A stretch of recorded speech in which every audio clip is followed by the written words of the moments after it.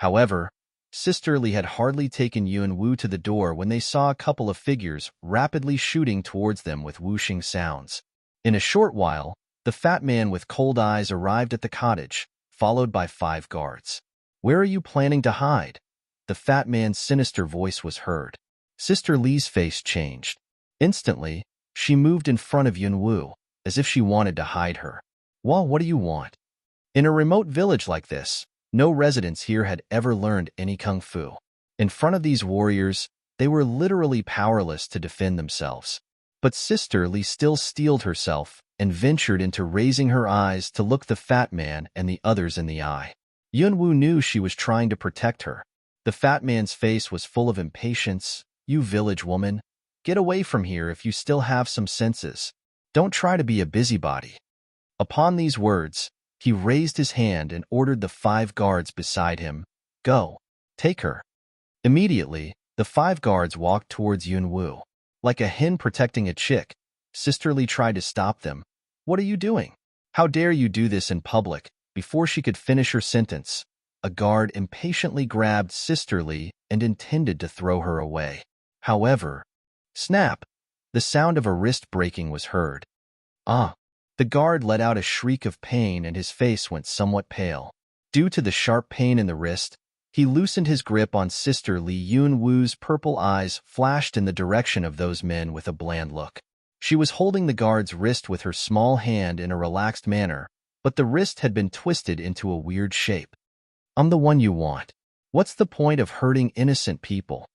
The instant her bland voice died away, Yunwu casually moved her hand and the guard's body was violently thrown away, giving a somersault along the way. It seemed as if she had just thrown away a piece of rag.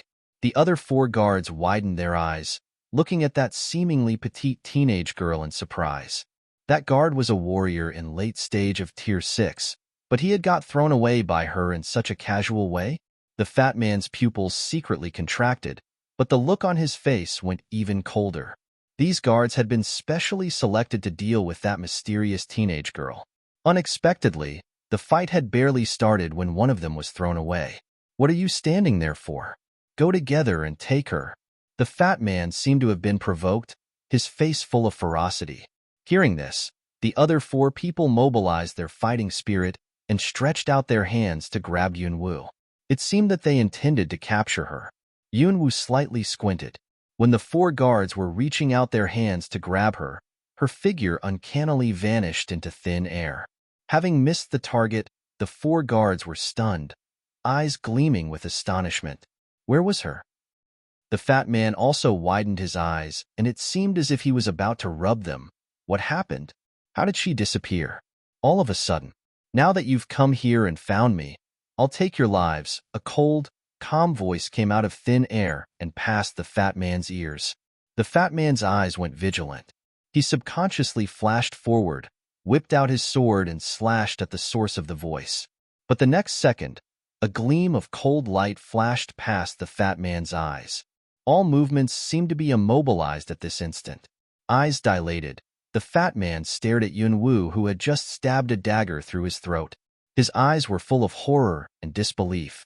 He was in Tier 6, but before he could make a single move, he was, "Your lordship."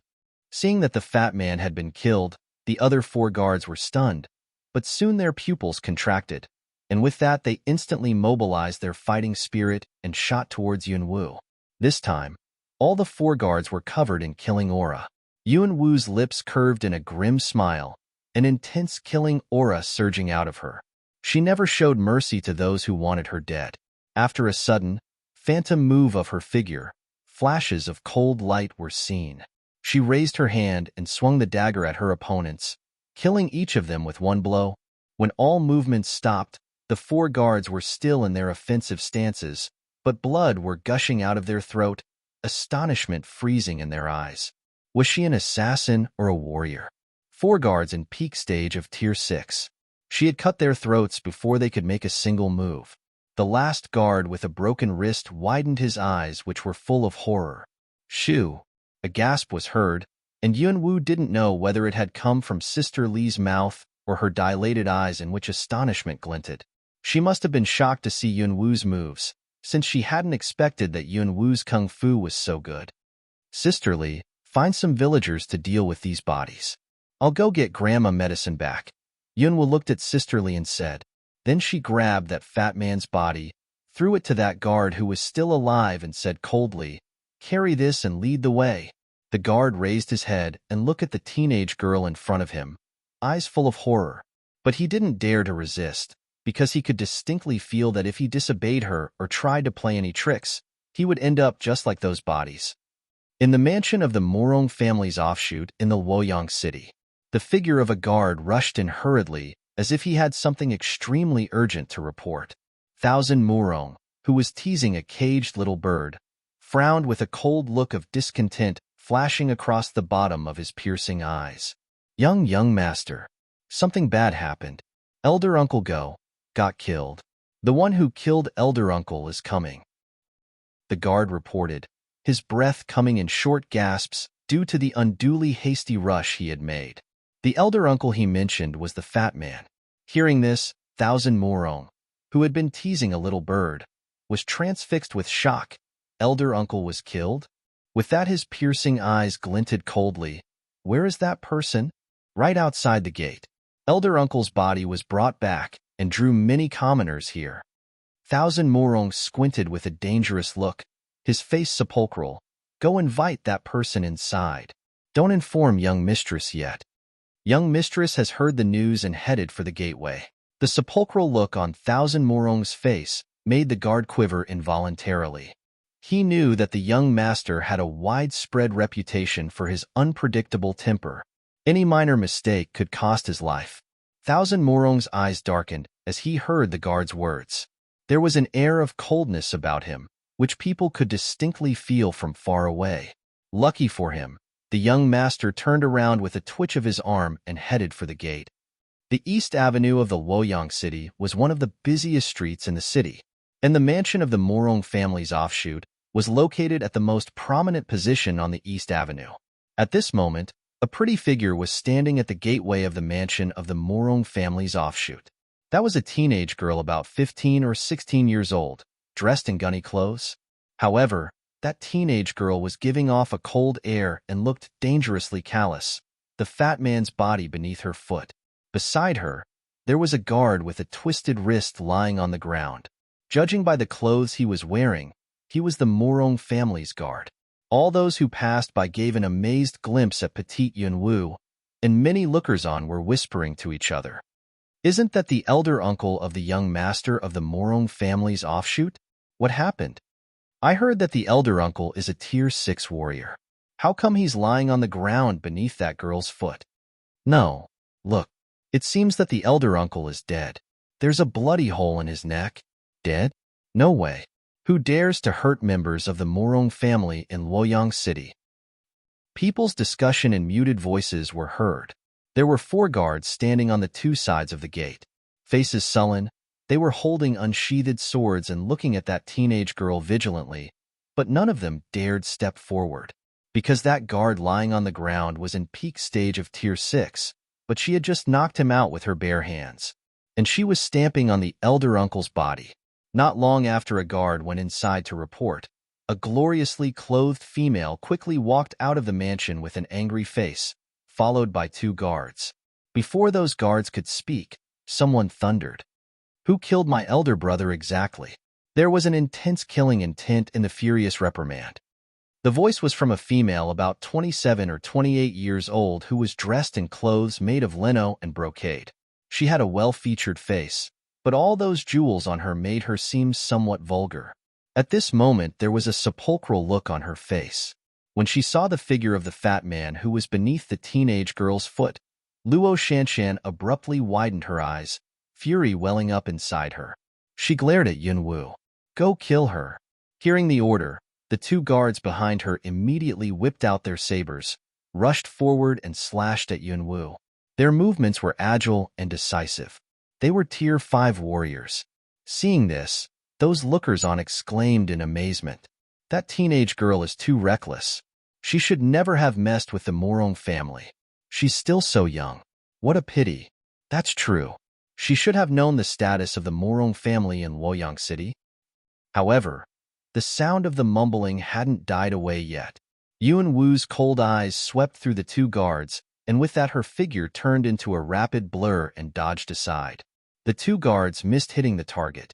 Before the two guards could react, a mysterious power suddenly grabbed them and threw them away. Bang bang. With two thuds, the two guards violently impacted on the stone lion statue in front of the gate. Pooh! Both guards spat blood and seemed unable to stand up anytime soon. Passers-by, who were looking on, couldn't help letting out exclamation of shock. Those were Tier 5 warriors. Luo Shanshan's face instantly changed. Her pupils abruptly contracted. It seems that you're not bad. Then today, I'll take your life myself. She pulled a whip off her waist with a burst of Tier 6 early stage Saiyan fighting spirit and ferociously waved her wrist. Swish! The whip split the air. The long whip shot at Yuan Wu like a bloodthirsty python. Killing aura pervaded the space. There was no doubt that this whip blow was powerful enough to smash a person into pieces. Yuan Wu coldly curved her lips.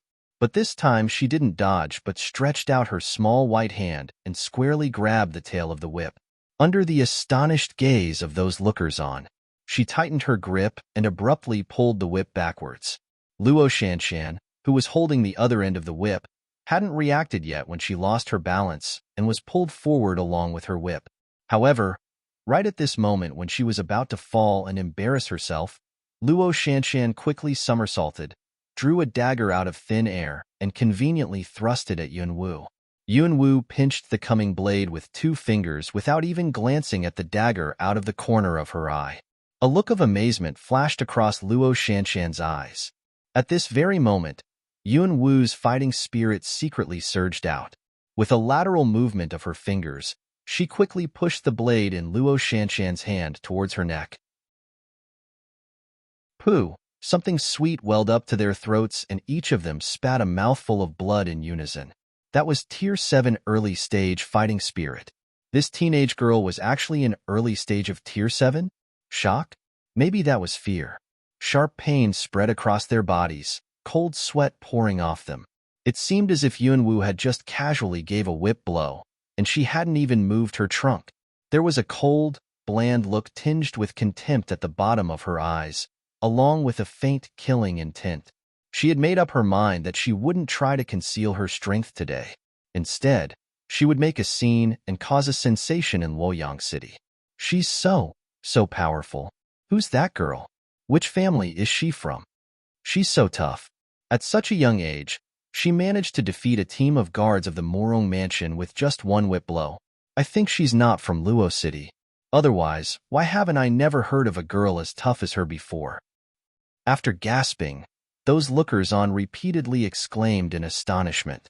They were giving Yuan Wu different gaze. The look in a lot of people's eyes became fevered.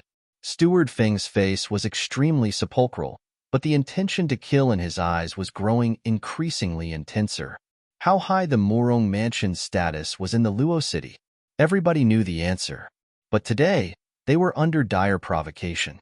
This little girl had inflicted a crushing defeat on 12 of their guards. As the leader of these guards, he felt that this was an unbearable humiliation. Luo Shanshan, who had been standing at the side, also seemed to haven't expected that this teenage girl would be so powerful. Who are you? Where do you live? Luo Shanshan looked at Yuan Wu with a cold look in her eyes and asked. Since her kung fu was so good, then she was surely from some unusual background. But surprisingly, judging from the gunny clothes without any jewel decoration she was wearing, she seemed to be from a poor family. Maybe she was from some famous family that was not doing well. If that was the case, she could temporarily subdue her anger and recruit this girl to the Morong family. When the occasion arose in the future, she could still kill her. Steward Feng shared Luo Shanshan's opinion. Little girl, people of Morong Mansion are not unreasonable. I can see that your kung fu is pretty good. Morong Mansion is always eager to recruit talents. If you're willing to join us, then we can pretend that all these things have never happened. Although the color of this little girl's talent was still unknown, she was already in early stage of Tier 7 at such a young age, so naturally her talent must be pretty good. If they managed to recruit her, then sooner or later they would be able to get revenge for the humiliation that she had inflicted on them today. Yunwu kept silent. After he said those words, Steward Feng didn't receive any response for quite a while. I heard that she used to practice soul chain technique. If anybody looks at her eyes, his soul will be restricted, and he will be immobilized and powerless to defend against attacks. What? Soul chain technique? No wonder I felt dizzy just now. No way. That's unreasonably powerful. That little girl is doomed. Exclamation of amazement rippled through the crowds.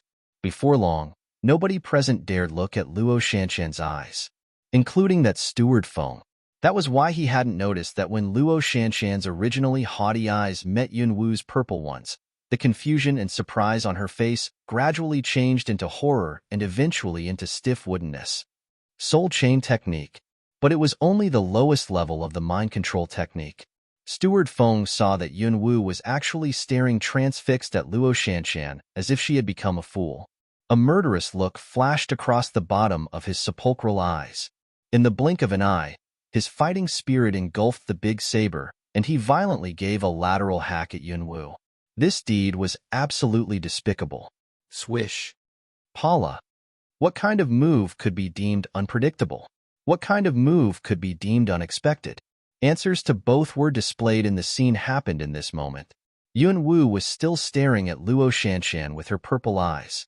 However, the whip in her hand was laterally swung at Steward Feng with wind blades at lightning speed. People merely heard the sound of a whip hitting a human body, and with that they saw Steward Feng abruptly knelt down to the ground with a thud.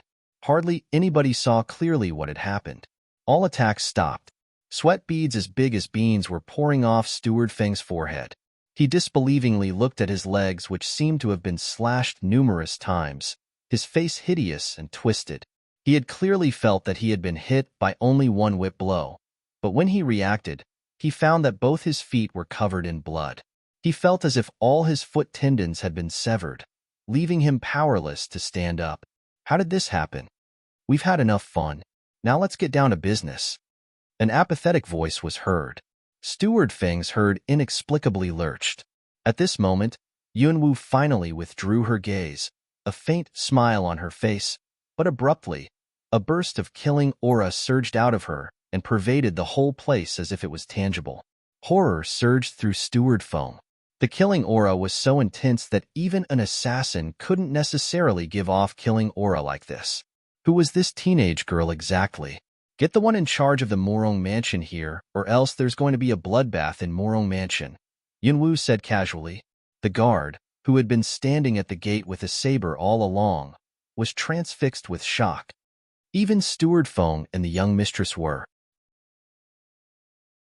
Otherwise, I'll do exactly what I've just said I would do. What did she say she would do? Right at the moment when Thousand Morong frowned, Steward Feng, who had retreated to the gate with the assistance of guards, whispered something into Thousand Morong's ears. Instantly, Thousand Morong's face darkened. Little girl, you want to inflict a bloodbath on our Morong Mansion? Don't you think those words were a little too big for you? Is that so? Yunwu coldly curved her lips. However, at this moment, she flipped that empty hand of hers and a flame popped out of her palm under the gaze of all people present. Those lookers-on abruptly widened their eyes.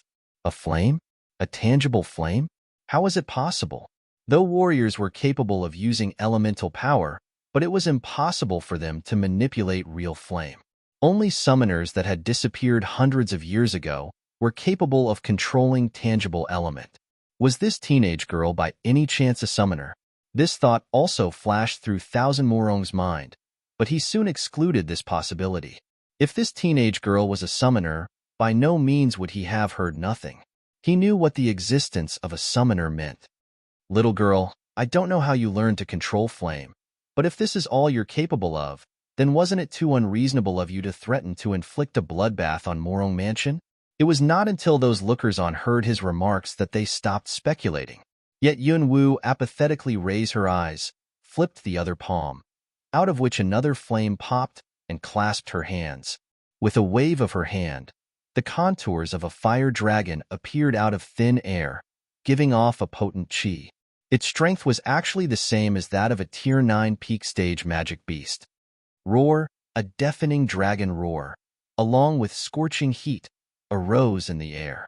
In the blink of an eye, before anybody could react, that fire dragon soared above the Morong mansion, opened its mouth, and soon waves of furious fire were erupted downwards. In the blink of an eye, patches of houses were aflame, and the fire quickly started spreading. Fire! People's yelling to the accompaniment of the sounds of beating drums and gongs instantly came from inside the mansion. A lot of guards and servants rushed over to help put out the fire, but when they saw the fire dragon coiling above the mansion, they all buckled at their knees. What was that? Outside the mansion, the look on the faces of Steward Feng and the others were alternating uneasily between various expressions. Thousand Murong looked at Yunwu with sepulchral eyes. You're refusing a toast only to drink a forfeit. Abruptly, Tier 7 peak stage fighting spirits surged out of him, along with a burst of icy cold killing aura, and then with an uncanny swish of his figure, he thrust a sword at the target.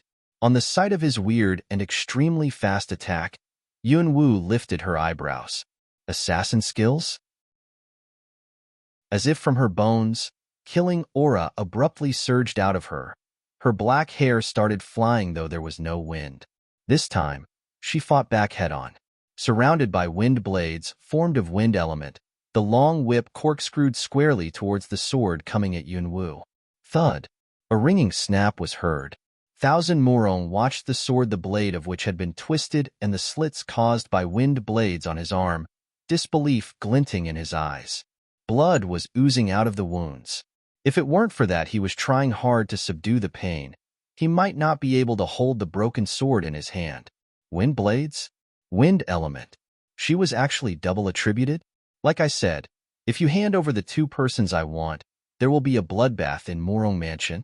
As if having been amplified by a loudspeaker, her cold voice tinged with bloodthirstiness was heard loud and clear by everybody present, which made her sound as if she had total supremacy over her opponents. Thousand Morong's heart missed a beat, and with that he looked at Yunwu in utmost horror. You're double attributed? Double attributed? Hearing this, those lookers-on exclaimed in astonishment once again. Steward Feng also abruptly dilated his eyes and stared squarely at Yunwu. Everybody knew how rare double-attributed people were. In addition to the rarity, it was far more difficult for double-attributed people to cultivate.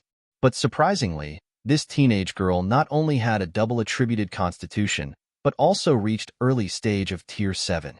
Most people's endowments were even not good enough to enable them to reach Tier 7 in their 30s or 40s, not to mention at the age of 15 or 16. Was this teenage girl even a human? As the situation outside the mansion remained deadlocked, the fire inside was spreading quickly, and more than half of the houses had been burnt down in the blink of an eye. The largest luxurious mansion located in the middlemost area of the Luoyang city, where the eastern and western parts of the city met, was the main mansion of the Morong family as well as the dwelling of the Lord of Luoyang city. However, several months ago, the former lord of the Luoyang city developed a rare disease and had been lying in bed since then. All residents knew about this. Many members of high status of the Morong family, as well as its offshoot, had left home to collect medicinal materials or seek prominent doctors. This day, several senior members who had just returned were sitting in the main living room of the Morong family. The atmosphere was solemn. Did you find it? Father's condition is getting worse. Mother asked us to figure something out quickly, said a middle-aged man in his early 40s. He was the third patriarch of the Morong family, Earth Morong. Originally, we've already found a vigor grass, but a man and a girl snatched it. Those bastards, with widened, angry eyes. Snow Morong smacked her palm onto the surface of a tea table and nearly knocked the cup off the table. Sky Morong, who was sitting on the opposite side, also had a sullen look on his face. After that vigor grass got snatched by that man and the girl that day, they had searched the magic beast's forest for another few days, but without luck, they hadn't found another one. Eventually, they had had no choice but to return empty-handed. Although the Ouyang family had ended up just like them, they still felt very embarrassed on the thought of what had happened that day as well as that man and the girl who were uncannily powerful, so they were in a really bad mood. What happened? According to the information we got, vigor grass should grow right in the middle of the magic beast forest. Did the Ouyang family beat you to it? Earth Morong asked with a frown. If they were members of the Ouyang family, things would have been a lot easier. But they were not, Sky Morong said, clenching his fists. Not them? Earth Morong was confused. Second elder brother, with your strength, who else are your matches except for members of the Ouyang family? Sky Morong's face went even more livid when he heard this question. A sense of humiliation surged through him.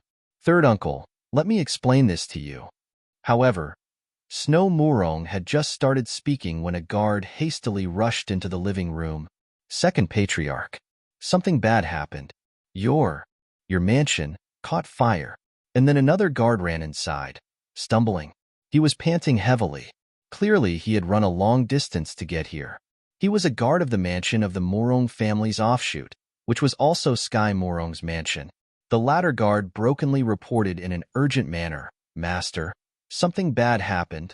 A teenage girl killed the young mistress's elder brother, injured Steward Feng and the guards, and set a fire to the houses. She also said that she was going to massacre the Morong family. What? With a loud bang, Sky Morong smacked his hand on the table, which instantly broke apart.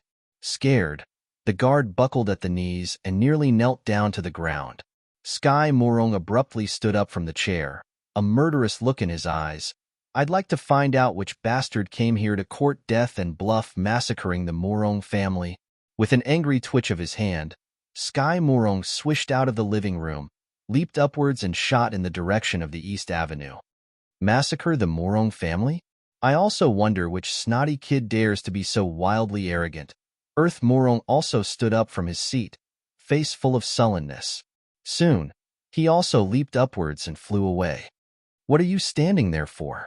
Go tell my father to dispatch all the garrison there. She killed a member of the Morong family and dared to bluster. Whoever she is, by no means will she make it out of Luoyang City alive. Snow Morong had been simmering with anger, which made this incident a great opportunity for her to vent the anger. At the gateway of the mansion of the Morong family's offshoot, the situation remained deadlocked. There were still houses ablaze inside the mansion. People were doing whatever they could trying to put out the fire, but it seemed as if the fire had gone uncontrollable. Young master, the fire has spread to the west garden. Young master, the fire in the south garden is too fierce. We failed to save your favorite bird. Young master, Thousand Morong, who was standing in front of the vermilion lacquered gate, heard the urgent reports from those servants and guards, the look on his face growing more and more sepulchral. Hearing that his favorite bird had died in the fire, he felt a piercing pain, as if his heart was bleeding. In order to get that bird, he had gone through a lot of trouble and spent a large sum of money, but now it was roasted. Anger glinted in his piercing eyes, but the bleeding wound in his arm seemed to be reminding him that he would surely suffer if he fight with this teenage girl again. As a result, he was waiting for reinforcements. Yunwu knew clearly what Thousand Morong was up to, but she wanted exactly the same thing that he wanted. Waiting, she was also waiting. The arrival of the patriarch of the Morong family would be the beginning of the real show. Who's the one threatening to massacre the Morong family? Suddenly, an angry roar came from the distance, splitting the air. The potent chi of a Tier 9 early-stage warrior could be distinctly felt even if he was still a long distance away. The faces of those lookers-on suddenly changed as soon as they felt the heavy pressure. That's the second patriarch of the Morong family, the Tier 9 Kung Fu expert. Exclamation of amazement and scary rippled through the crowds. As if afraid of accidentally getting hurt, all lookers-on backed off in unison, raised their heads and looked in the direction of that figure flying nearer. Seeing that Sky Morong, who was dressed in a dark gray brocade robe, soon approached them from far away, all lookers-on were awed. But right after him, there was Earth Morong dressed in a purple brocade robe embroidered with a totem. His strength had reached peak stage of Tier 8, which meant that he was a powerful kung fu expert too. Soon, two figures landed on the ground in front of the gate, on which there was a long crack caused by the previous fighting. With this crack, the originally solemn and sumptuous gateway lost all its air of luxury. Sky Morong's face was terrifyingly sullen, and it went even more sepulchral when Sky Morong saw that more than half of the houses in his mansion had been burnt down. This scene was more than painful. Chinner, how did you get hurt? Earth Morong also had a gloomy look on his face when he landed, but with his sharp eyes, he noticed that Thousand Morong, who was standing before the gate, had a bleeding wound in his arm. Thousand Morong's face also looked sepulchral, but he still respectfully called, "Third uncle." Sky Morong raised his eyes to dart a glance at him, and with that his pupils contracted. Chinner, you got hurt as well? His son was in peak stage of Tier 7, yet he also got hurt? Who is it? Since you were bold enough to bluff, now stop acting like a coward and show yourself. Sky Morong thundered. Haven't I been standing here all along? Are you blind? Yun Wu, who had been looking down, finally slowly raised her eyes and spoke in a cold, bland voice, as if she had almost fallen asleep due to the long wait for them. Sky Morong abruptly turned around and hurled a blast of potent Tier 9 power towards her. But the next second, when he saw Yun Wu's face, his pupils abruptly contracted, amazement glinting in his eyes. It's you. Watching Sky Morong, Yun Wu slightly curved her lips, but there was a half-smile on her face. It's been a couple of days, but Second Patriarch Morong's greeting style remains the same. Hearing this, those passers-by looked somewhat confused. It had been a couple of days? The two knew each other? After doing a double take when he heard her words, Sky Morong clenched his fists, feeling anger tinged with fear. He had experienced the eeriness of this teenage girl, not to mention that there she was with a man who was a grand kung fu master.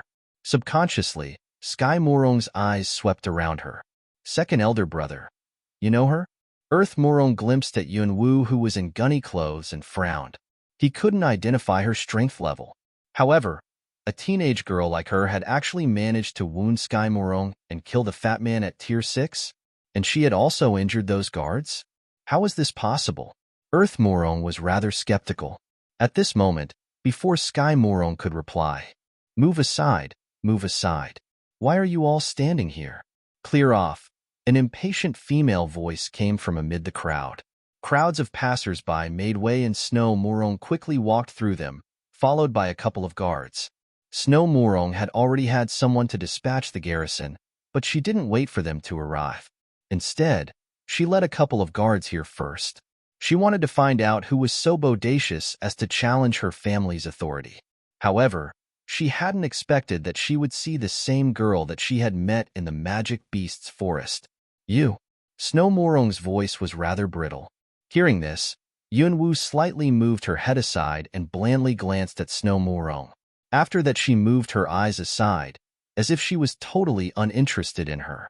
Embarrassment instantly appeared on Snow Morong's face. Having been simmering with anger all along, she went furious when she saw indifference on Yun Wu's face. She whipped out her sword and angrily pointed it at Yun Wu. "We didn't go after you. Yet you came here yourself. Hand over the vigor grass. Otherwise, I'll make sure you won't make it out of Luo City alive." The last time they had met, it had been in the Magic Beast's forest. But now, they were in the Luo City, which was the Morong family's domain. This time, she wanted to find out how arrogantly this girl dared to behave. She was determined to retaliate against Yun Wu, by hook or by crook. Hearing this, Earth Morong abruptly frowned. "Snow, are you saying that she was the one who snatched the vigor grass from you?" Snow Morong's eyes were full of anger. "Yes. There's something else, third uncle. In the Magic Beast's forest, she stealthily took the vigor grass while we were fighting with the Ouyang family. And she has a storage space." Snow Morong had added that last remark deliberately.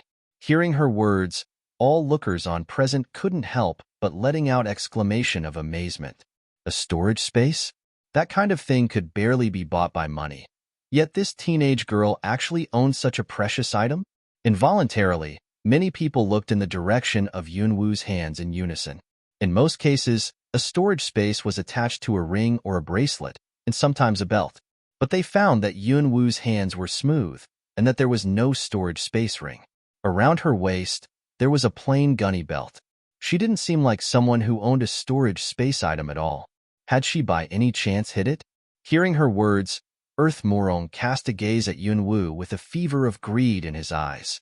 Little girl, as long as you hand over the vigor grass and the storage space item, I promise you'll be able to leave here safely, like a trax-like. You guys from the Morong family not only do things in the same way, but also talk in the same manner. Very interesting, Yunwu said blandly, but there was a trace of sarcasm in her tone. Earth Morong's face darkened. Little girl, take the opportunity when it arises. You killed a member of the Morong family and wounded our men.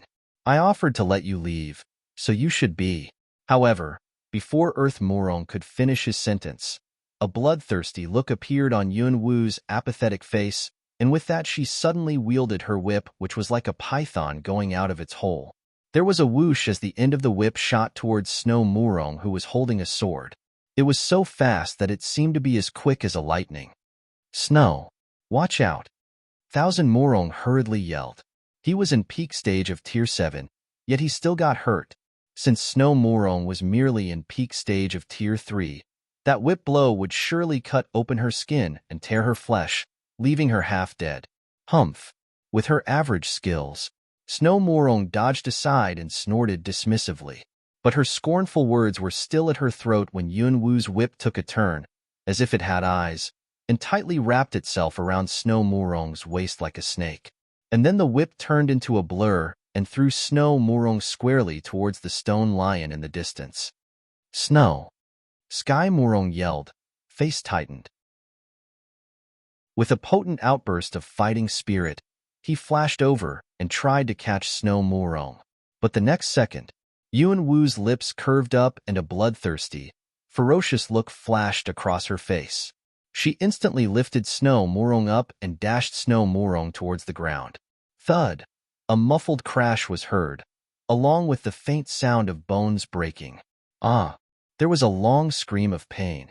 With her feet touching the ground first, Snow Morong violently impacted on the ground, making a deep dent.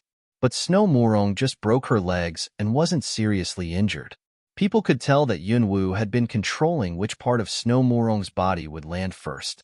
If she had landed on her head, then it would have been Snow Morong's neck that had been broken. Killing aura surged out of Earth Morong, who thundered, "You dare to hurt my niece right in front of me? I'll kill you." Third younger brother, don't be so impulsive. Sky Morong's face was livid with rage, but he hastily stopped his younger brother. That long whip was still around Snow Morong's waist. The teenage girl had launched her attack at such a weirdly fast speed that even he hadn't been able to react in time. If she had the intention to kill, then she could definitely take Snow Morong's life instantly. It seems that second Patriarch Morong is a smart person. You know the consequences of provoking me will be the broken neck of this Lady Morong. With a bloodthirsty, cold look in her purple eyes, Yunwu looked at Sky Morong and the others with a faint, bland smile, but her tone was extremely callous. Face ghastly white, Snow Morong was aching all over. The sharp pain in her feet, in particular, was giving her cold sweat. For the first time, she distinctly felt the killing aura about Yunwu. Watching Yunwu, Snow Morong felt that her heart was shivering uncontrollably. Girl, Snow is the only daughter of the lord of this city. If she offended you, I hope you can forgive her. Would you please be so kind as to let her go first? Sky Morong said, trying hard to make his face seem as mild as possible. Hearing this, Yunwu curved her lips in a sneer. Why should I? The three words left the look on Sky Morong's face frozen.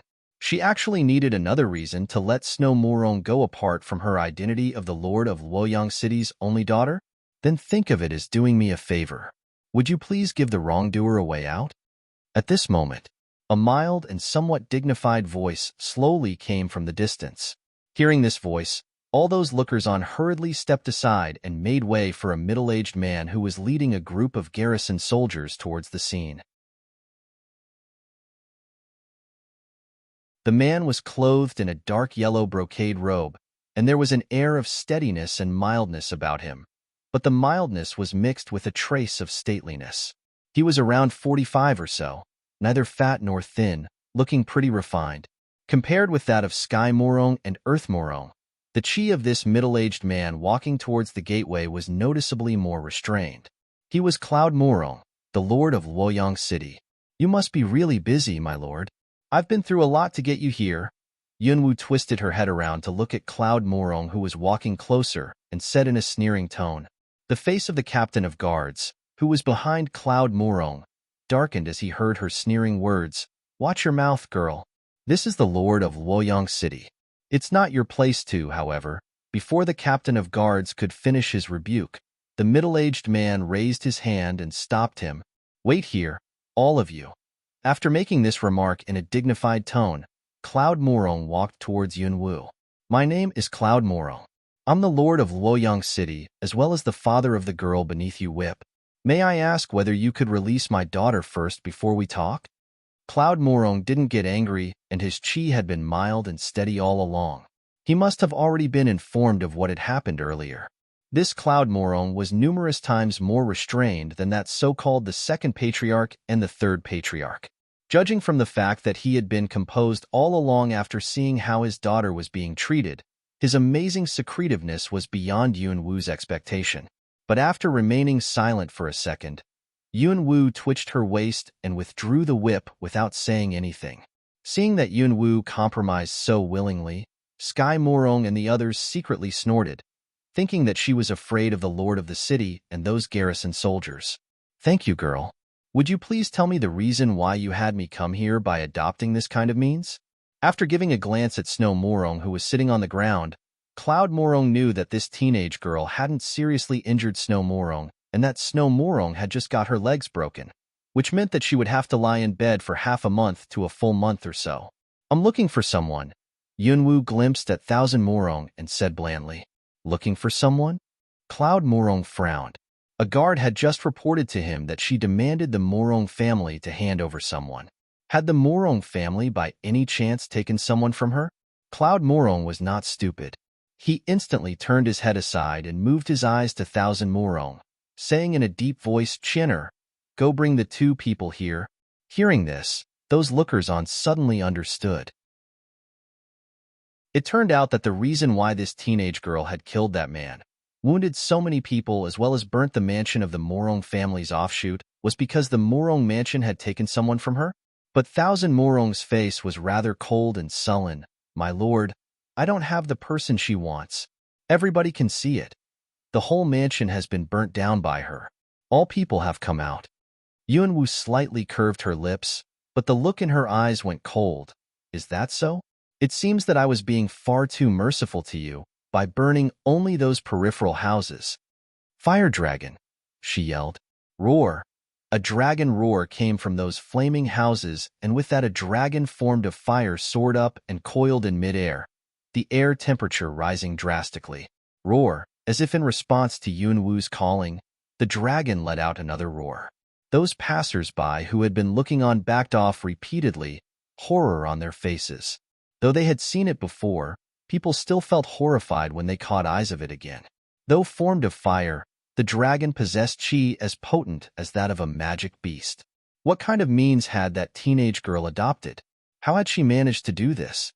Go burn that treasure house in the secret chamber in the west. With a bland smile, Yunwu ordered the fire dragon coiling in midair. Not only Thousand Morong's face, but also that of Sky Morong changed when they heard her remarks. Instantly, Thousand Morong's face darkened. Little girl, don't go too far.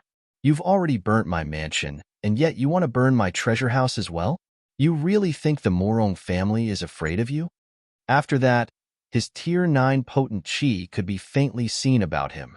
Hearing his words, Yunwu sneered, I don't know whether the Morong family is afraid of me or not, but some members of the Morong family robbed villagers of their hard-earned medicinal herbs and also took a child and an old woman hostage.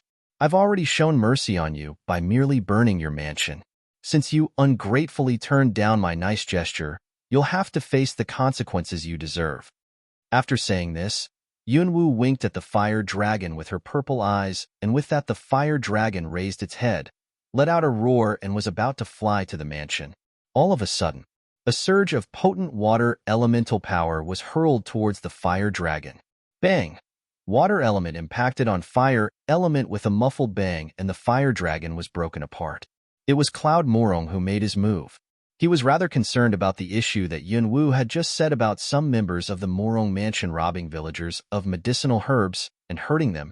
But the Morong family was the leader of the Luo city, and he couldn't let anybody arbitrarily trample on the dignity of the Morong family. This little girl was acting so aggressively in front of so many people, so Cloud Morong definitely had to do something. With a cold look, Cloud Morong said in a deep voice, "Little girl, we can talk about this in a civilized way. There's no need to be so angry." Yunwu coldly squinted her purple eyes. "Talk about this in a civilized way? As the lord of the city, you connived at your subordinates robbing villagers of medicinal herbs and bullying them. If you want to talk about this in a civilized way, then I will talk with you in the civilized way of the Morong family." The instant her cold voice broke off, Yunwu abruptly mobilized the wind element in the air, which soon condensed into numerous wind blades around the whip, and ferociously swung it at the two vermilion lacquered gates behind Thousand Morong. Bang, bang. With two loud bangs, pieces of wood flew in all directions. The girl and her grandmother only have each other, but you people of the Morong mansion coveted the old woman's Ganoderma and took them hostage. Whether they're alive or not is still unknown. Cloud Morong's face suddenly darkened. Is she telling the truth? If it's not true, how could this teenage girl dare to come here? Instantly, his angry eyes flashed in the direction of Thousand Morong. Sky Morong's face was sepulchral. He had always known that his avaricious son had been secretly sending his men to collect medicinal materials to resell them at a profit. He had never expected that his son's deeds would lead to this situation. Thousand Morong's face, needless to say, was extremely black. He glared at Yunwu, eyes ablaze with rage. If the lord of the city knew this, severe punishment would surely be inflicted on him.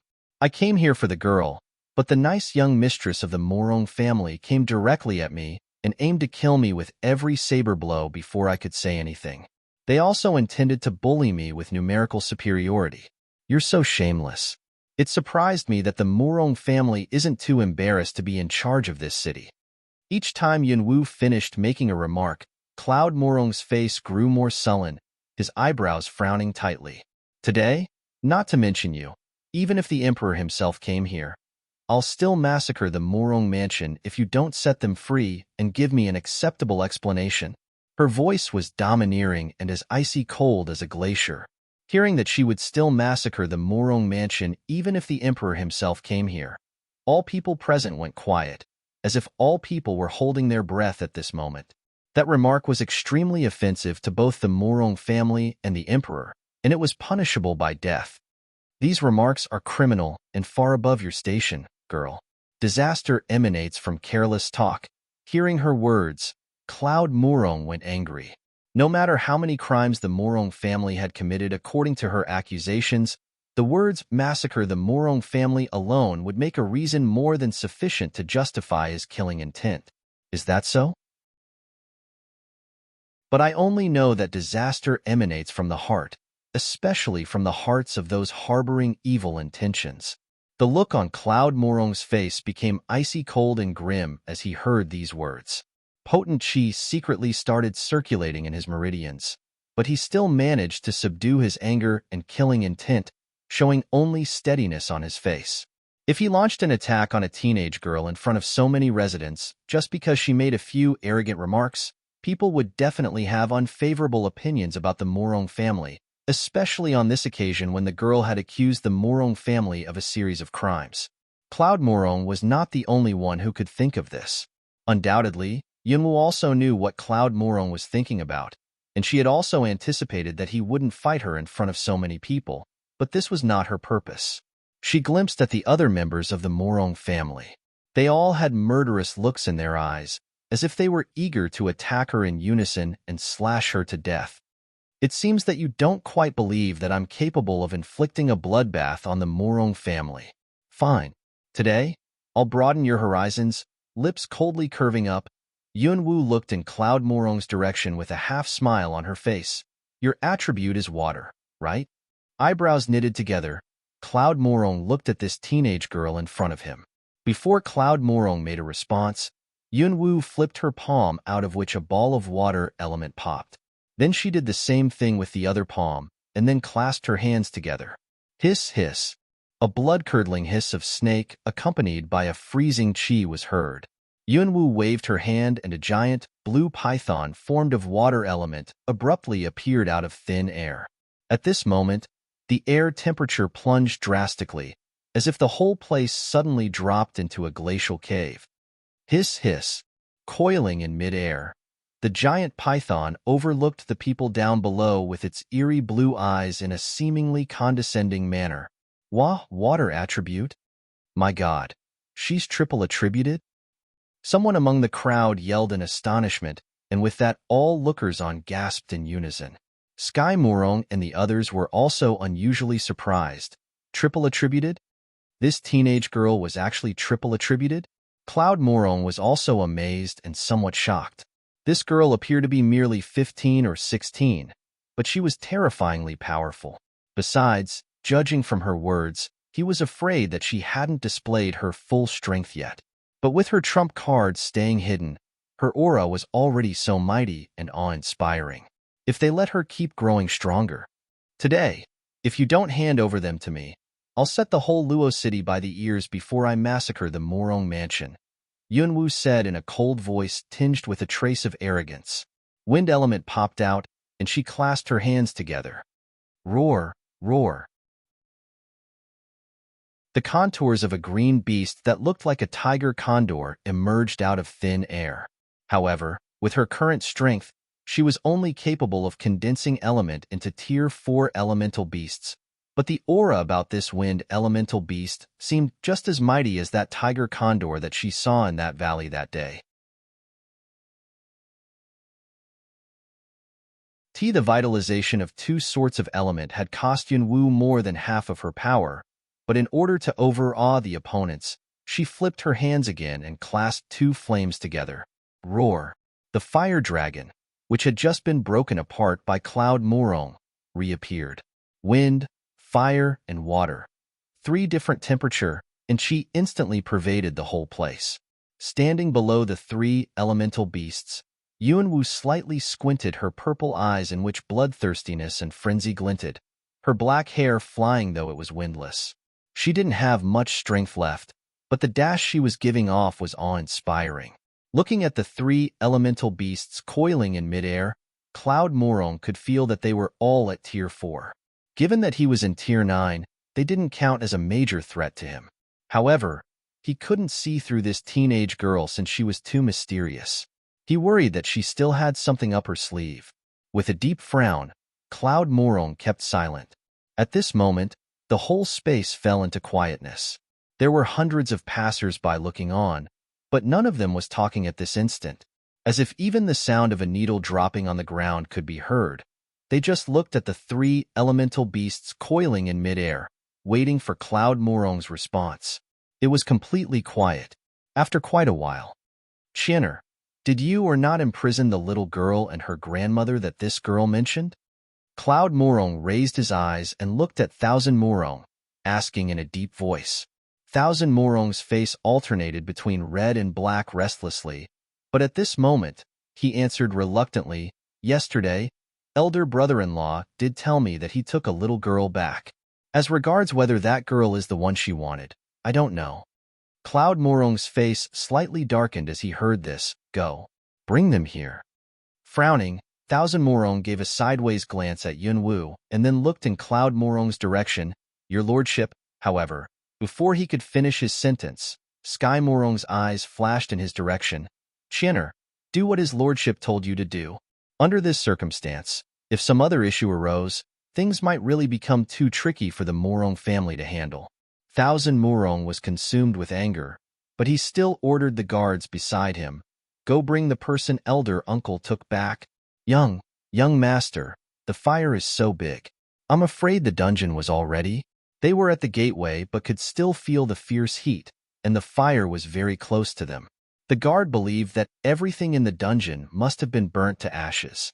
Thousand Morong secretly hoped that the girl had died in the fire. This girl is so arrogant. If the little girl died in the fire, Then there will be no evidence, and she won't be able to act so haughtily any longer.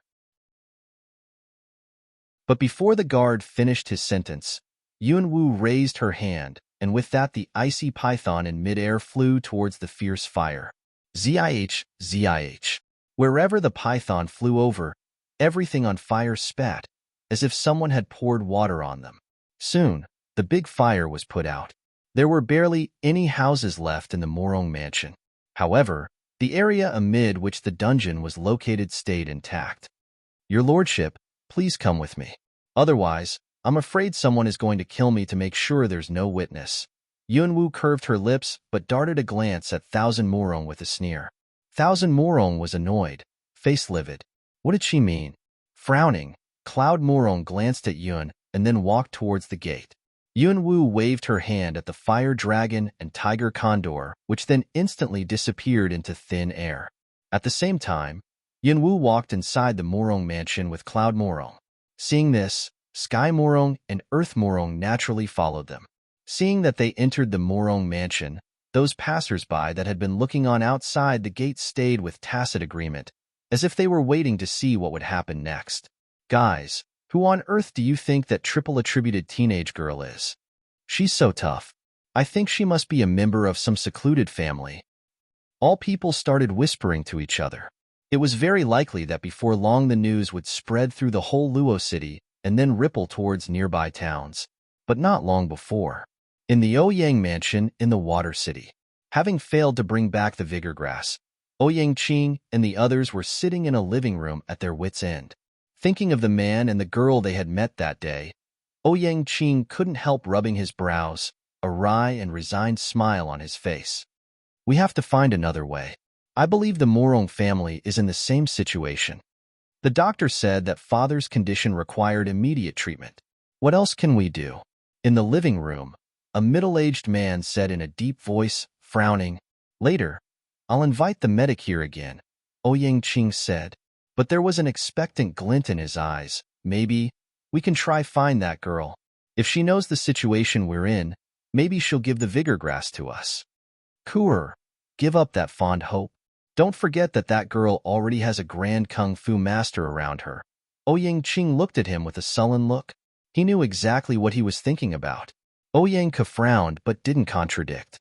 But that middle-aged man seemed to have noticed that their conversation had some subtexts. He lifted his eyebrows and looked at Ouyang Qing. What's going on? Ouyang Qing sighed. Nothing special. It's just that your son fell for that girl. Hearing this, the middle-aged man, who was also the Lord of Water City, Ouyang Yume, raised his eyebrows and a look of surprise crossed his face. Kuer has always been choosy about girls. Since this one caught his fancy, I guess she must be a special girl. How could she be not special? She was the very girl who took the vigor grass. What? Hearing this, Ouyang Yu frowned. However, at this moment, a guard reported loudly outside the door. Your lordship, scouts sent a message here from the Luo city. Come in, Ouyang Yu said blandly. Soon, a guard carrying a letter with both hands quickly walked in and respectfully handed the letter to Ouyang Yu. And then he took his leave. A message from the Luo city? Did the Morong family by any chance find the vigor grass? Ouyang Qing frowned. Ouyang Ku also looked in the direction of the letter. Ouyang Yu opened the envelope. When he saw the contents of the letter, a surprised look appeared on his face which was usually steady and mild. What's it about? Why are you having this look? Ouyang Yu handed the letter to Ouyang Qing, who also showed a surprised look on his face while reading the letter. A 15 or 16-year-old girl who was triple attributed and in early stage of Tier 7. And she also possessed the mysterious ability to condense element into tangible elemental beasts. The letter also sketched what the girl had done in the Morong mansion. But these were more than enough to amaze them. Ouyang Ku also took the letter, but after he read it, his eyes lit up. With a skeptical look, he said, Second uncle, do you think it's possible that this teenage girl mentioned in the letter is the same girl that we met in the Magic Beasts forest? A teenage girl in early stage of Tier 7 with weird capabilities. All these conformed to the characteristics of the girl they had met in the forest. Besides, to find a teenage girl with such extraordinary endowments in this world was like to seek a needle at the bottom of the ocean. Hearing this, Ouyang Qing seemed to have suddenly realized something. He instantly stood up from the chair. Let's go to the Luo city and check it out. If she was really that girl, then she had the vigor grass. They couldn't afford to let the Morong family beat them to it.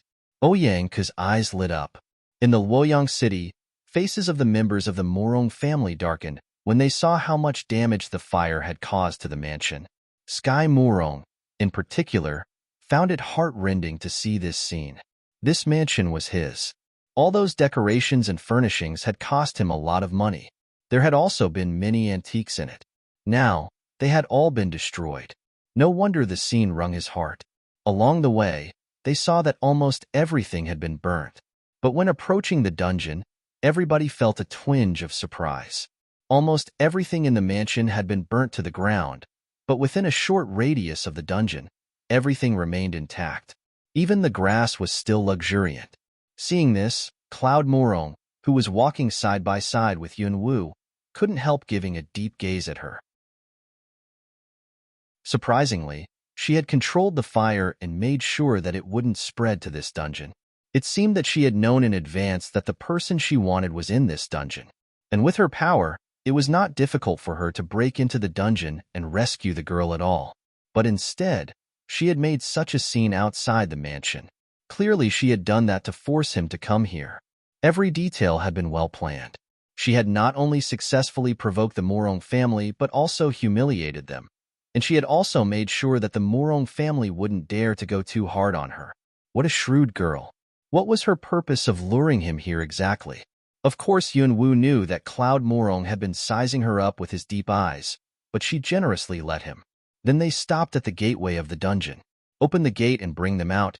Yun Wu turned her head aside and looked at nobody else but Cloud Morong. Cloud Morong's tightly knitted his eyebrows.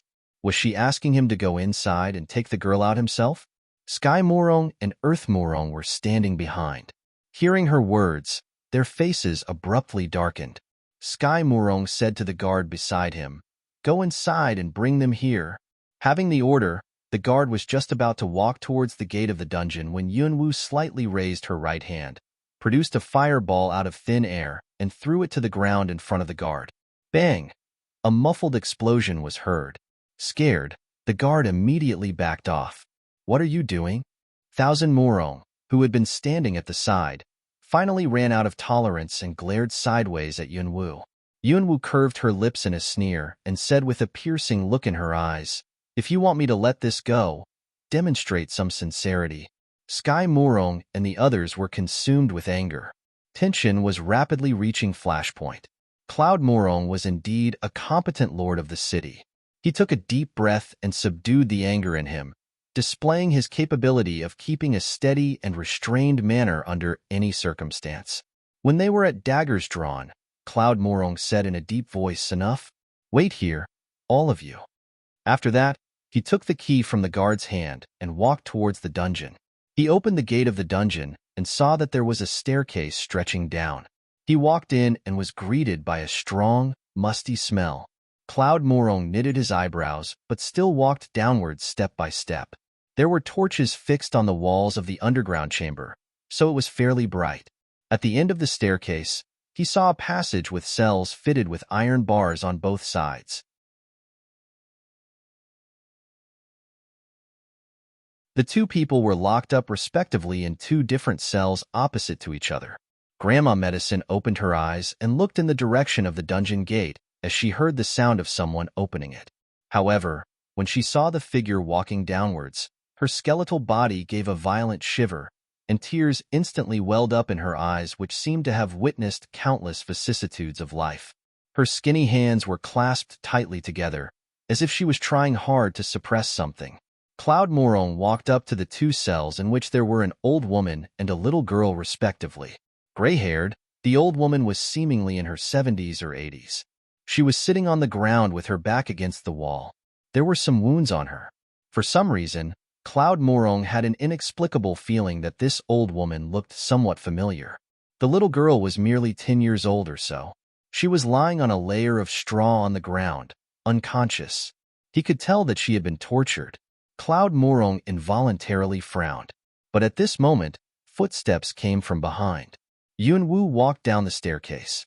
When she saw the scene in the cells, an angry and murderous look flashed across her purple eyes.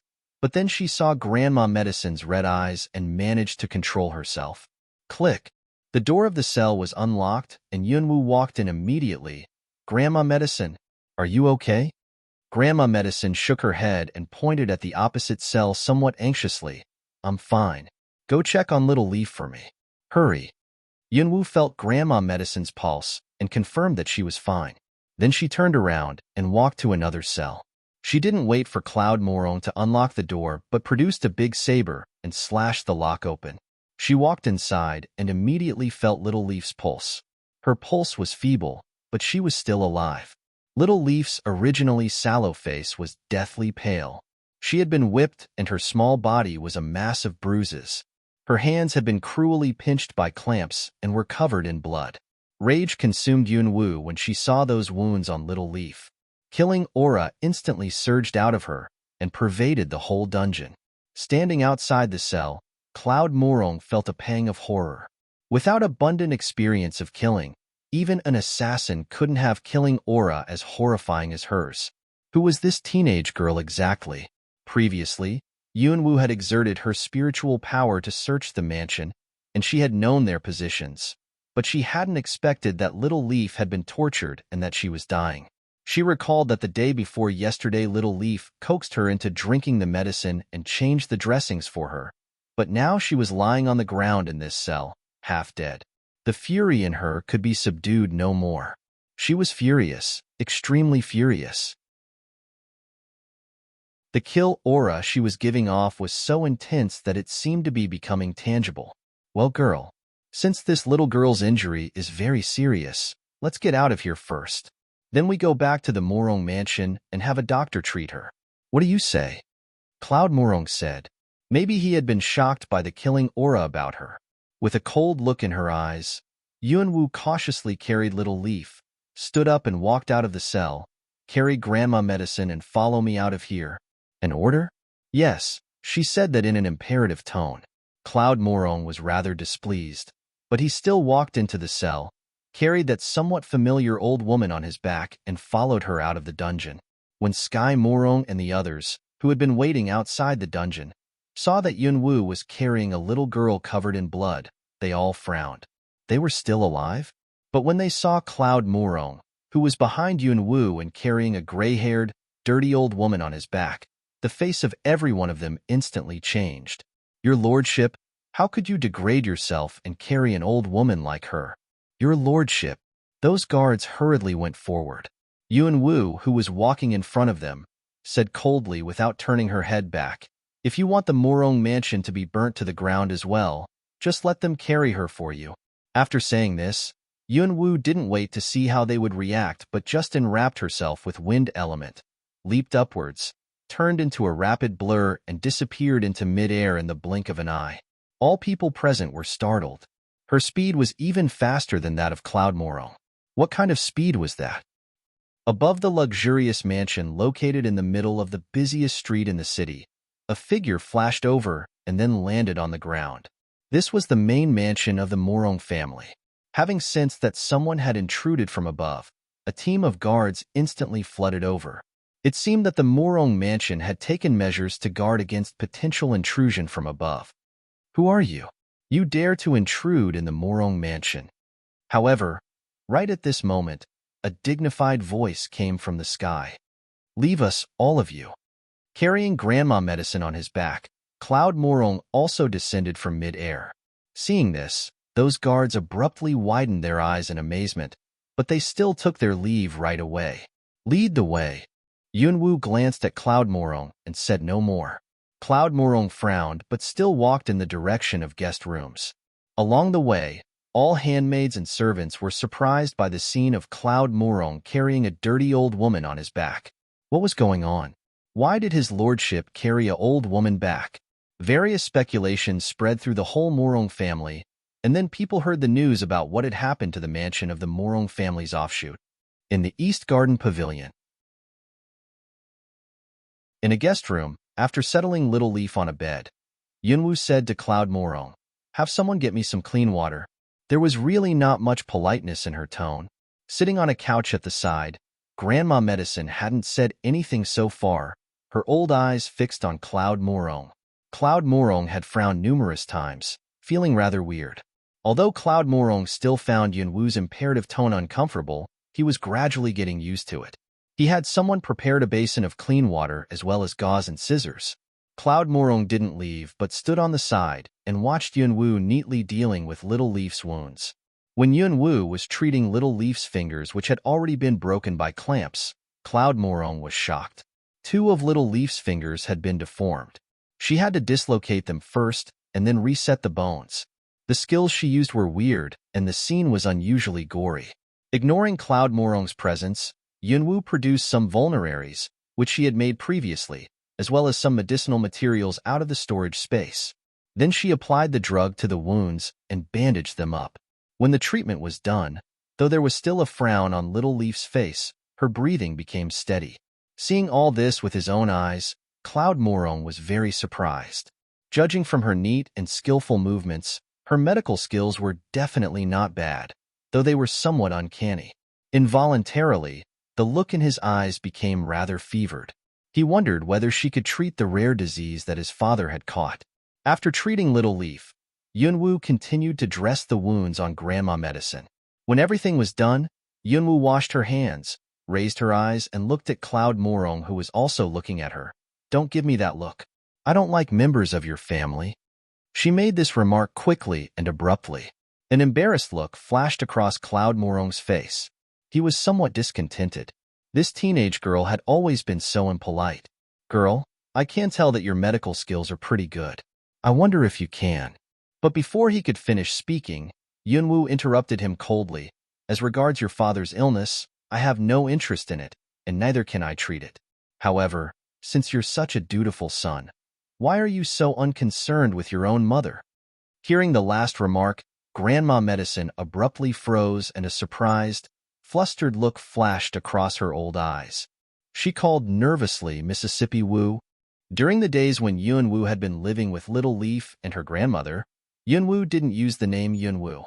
No matter what, she believed that now was not the right time to let others know her by the name of Yunwu. So she had told them the name that she had used in her last incarnation, which was Wu Feng. How did she know? Hearing Yunwu's words, Cloud Morong knitted his eyebrows tightly together. What did she mean by that last remark?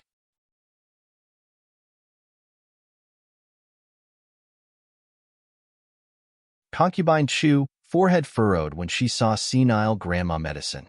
Clearly, it was not until Grandma Medicine stood up from the couch to slowly walk towards her that she recognized her. Concubine Chu's pupils suddenly contracted, and her face became somewhat hideous. Almost subconsciously, she blurted in a brittle voice, "It's you? You're still alive?" Grandma Medicine looked at Concubine Chu, whose face had just changed, wryness tinged with bitterness glinting in her eyes, which had witnessed vicissitudes of her life. "I also hoped that I had died in that accident that you arranged, so that I wouldn't have to watch my own younger sister take my life, my husband and my son away from me." Her remarks induced waves of shock in everybody's mind like a giant rock dropped into a still surface lake. Her own younger sister? Taking her life away from her? And her husband and son? That old woman was referring to Elder Mistress? How was it possible? She was almost old enough to be Elder Mistress's mother. However, Concubine Chu's face abruptly changed as if provoked, eyes ablaze with anger. "What are you still standing there for? Take these people to the Yamen 1. Yamen is a government office in feudal China. Right away. They dare to talk nonsense here. They're courting death." Hearing this, the guards were about to take action. All of a sudden, with a gleam of cold light, a big saber was swung downwards. Clang! The saber hit the marble ground, generating a shower of sparks. The after effects of the impact rippled through the floor beneath everybody's feet. "Whoever dares to touch her will lose his hands and feet." Her extremely callous and domineering voice was heard by everyone in the room. Angry, Concubine Chu thundered, "How dare you be so unruly in Morong Mansion? Kill them." Those guards' eyes became ferocious after hearing the order.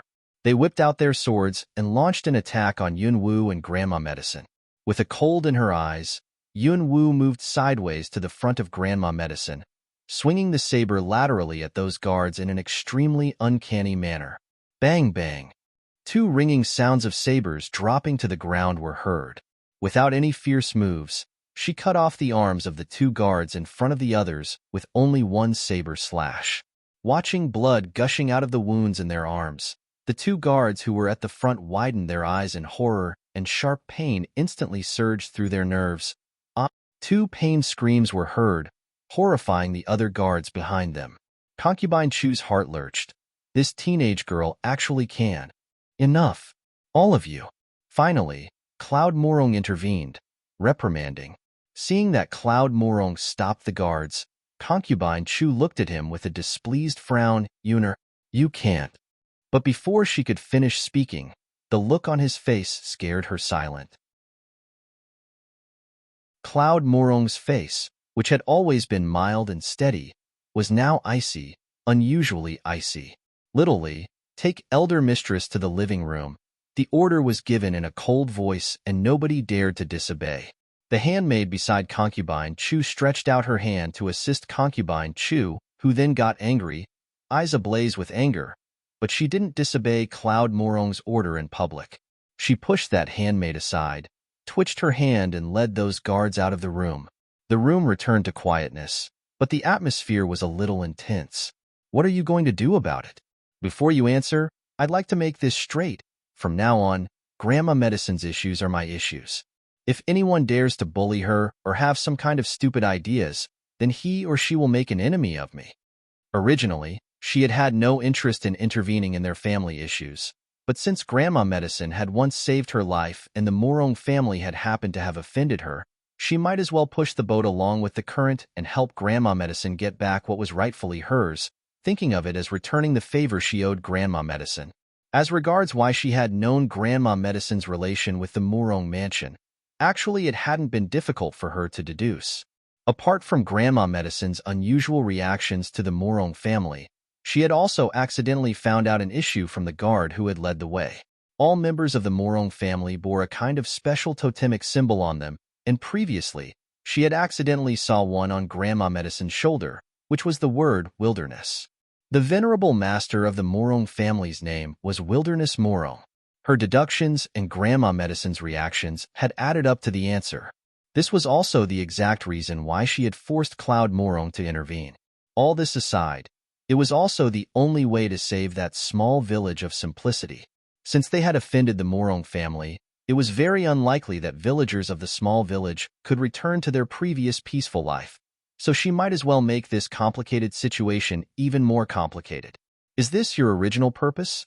Without answering her question, Cloud Morong glanced at Grandma Medicine and then gazed at Yun-Woo with a cold look in his eyes. Smiling wryly, Yun-Woo looked him in the eye, sort of. Actually, there had been another reason. Even if what she said is true, it will be the Morong family's family issue. As an outsider, don't you think you are being a busybody? Staring at Yun-Woo, Cloud Morong said. Grandma Medicine's heart lurched when she heard his remarks. Did this mean that he believed her? Yun-Woo took out a handkerchief and started wiping the blood off the saber in a seemingly leisurely manner. I'm not interested in your family issue, but not long ago, I decided that I would regard Grandma Medicine as my own grandmother. I won't allow anybody to bully my relative. Those casual words were said in a highly arrogant and domineering tone. She wouldn't allow anybody to bully her relative? Hearing her words, Cloud Morong was briefly stunned. But the next second, a piercing look flashed across the bottom of his eyes. The cold look in his eyes was replaced by his normal steadiness, and an inexplicable smile suddenly appeared on his face. Since you've made your point clear to such an extent, then as your godfather, I definitely won't let my mother suffer from any grievance. Yun-Woo's hands with which she was wiping the saber abruptly paused. Godfather? What godfather? Suddenly, light dawned on Yun-Woo. Frowning, she looked at Cloud Morong, who was smiling mildly. Cloud Morong, don't regard yourself as someone you're not. However, Cloud Morong didn't give her the chance to finish her speaking. After nodding at Grandma Medicine with a smile, he quickly turned around and left the room. He behaved as if he had made up his mind to regard her as his goddaughter, which seemed a little shameless. Yuan-Wu knitted her brows together tightly. Mississippi Wu, actually you didn't have to do these things for me. I have resigned myself to my fate a long time ago, Grandma Medicine said with a sigh, sorrow glinting in her eyes which had witnessed numerous ups and downs of her life. Today, her son had carried her and walked such a distance. She had no regrets now. Besides, she was unwilling to let her husband see her current senile looks. Granny, if you really have resigned yourself to your fate, you would have kept that symbol of the Murong family on your shoulder. With Grandma Medicine's pharmacological knowledge, she could get rid of that symbol at any time, but she hadn't done that. Instead, she had been keeping it for decades. If she had really given up and made peace with destiny, she wouldn't have shown sorrow in her eyes so frequently, and she wouldn't have stayed single to this age either. When Grandma Medicine heard Yun-Wu's remarks, her heart lurched and she felt somewhat bitter and pensive. Yes, during the past few decades, if she had really resigned herself to her fate, she wouldn't have kept this symbol, but even if she had refused to resign herself to her fate, even if she had wanted to fight her fate, what else could she have done? Granny, thank you for saving my life. I'll return the favor. I've just said that I'll regard you as my grandmother, so from now on, you are my grandmother. I'll help you get back what's rightfully yours if you want. Looking at Grandma Medicine, Yun-Wu said seriously. Grandma Medicine was stunned, but soon understood that she was backing her up and offering to help her take revenge. How did she feel? She felt pensive, touched, and grateful. She had lived a few extra decades and also suffered for a few extra decades. Now she was already in her 70s and didn't have much time left. She was just a teenage girl, but she was willing to make an enemy of the Murong family to help her, an old woman who didn't have many years ahead. Was it worth the risk? Grandma Medicine's eyes slightly reddened as she looked at Yun-Wu. Mississippi Wu, I'm just an old woman. Am I worth you doing this? Slightly curving her lips, Yun-Wu reached out her hand and slowly wiped off the tears at the corners of Grandma Medicine's eyes. In her last incarnation, she had been an orphan who had been taken to a killer organization to receive training since childhood. She had never had any concepts of kinship, and neither had she had any previous experience of it. Maybe having a grandmother was a pretty nice attempt for her. As long as I think it's worth it, then it's worth it. Granny, just think of it as you getting an extra granddaughter. All you have to do is be happy about it. You don't have to worry about what's coming next. Now that she had intervened, then she would naturally get the job done. Before long, Cloud Murong had a servant send 3 suits of clothes to their room. Now that she had decided to retaliate against the Murong mansion, Yun-Wu naturally wouldn't be polite. She asked Grandma Medicine to change. She herself also changed those gunny clothes to the light blue brocade clothes that had just been sent here. Little Leaf's clothes had been put aside. With those wounds, she wouldn't be able to get out of bed in a day or two. After they changed, Yun-Wu took some jewels out of the storage space and helped Grandma Medicine dress up. Though Grandma Medicine looked a lot older than Concubine Chug due to her gray hair and wrinkles, with Yun-Wu's impressive makeup skills, there was an air of natural nobility and dignity about Grandma Medicine. There was a saying, clothes make a man just as a saddle makes a horse. Though Grandma Medicine was old, her intrinsic temperament was still in her, and with just a little efforts, it was fully revealed. Looking into the mirror, Grandma Medicine was somewhat stunned. Granny, the most beautiful woman is the most confident one, Yun-Wu whispered into Grandma Medicine's ears like a hypnotist. Hearing this, Grandma Medicine couldn't help laughing. Wooer, Granny is already over 70. I'm an old woman now. As long as you have your confidence, your inward beauty will not wane a little bit even when you're 90. So, Granny, if you really want to get back what you have lost, then there's no need for you to be afraid. You just have to think that this Murong family has always been your home, and that in this home, there are your son and your husband, said Yun-Wu very seriously. That kind of seriousness was engraved in Grandma Medicine's heart like an incantation. Her home? Her husband and her son?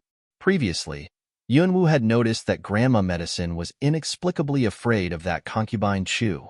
Maybe something happened in the past had cast a shadow over her life, which had lasted decades. So, Before they walked out of this room, she needed grandma medicine to get rid of this shadow. In the main living room, at this moment, a lot of people were sitting in the roomy, luxurious living room. Apart from Sky Morong and Earth Morong, there were also some of their uncles. The one who had summoned these people here was naturally Concubine Chu. Why exactly did you summon us here so urgently today? In a commanding tone, an old man sitting in the first seat on the right side asked Concubine Chu, who was sitting in the host seat.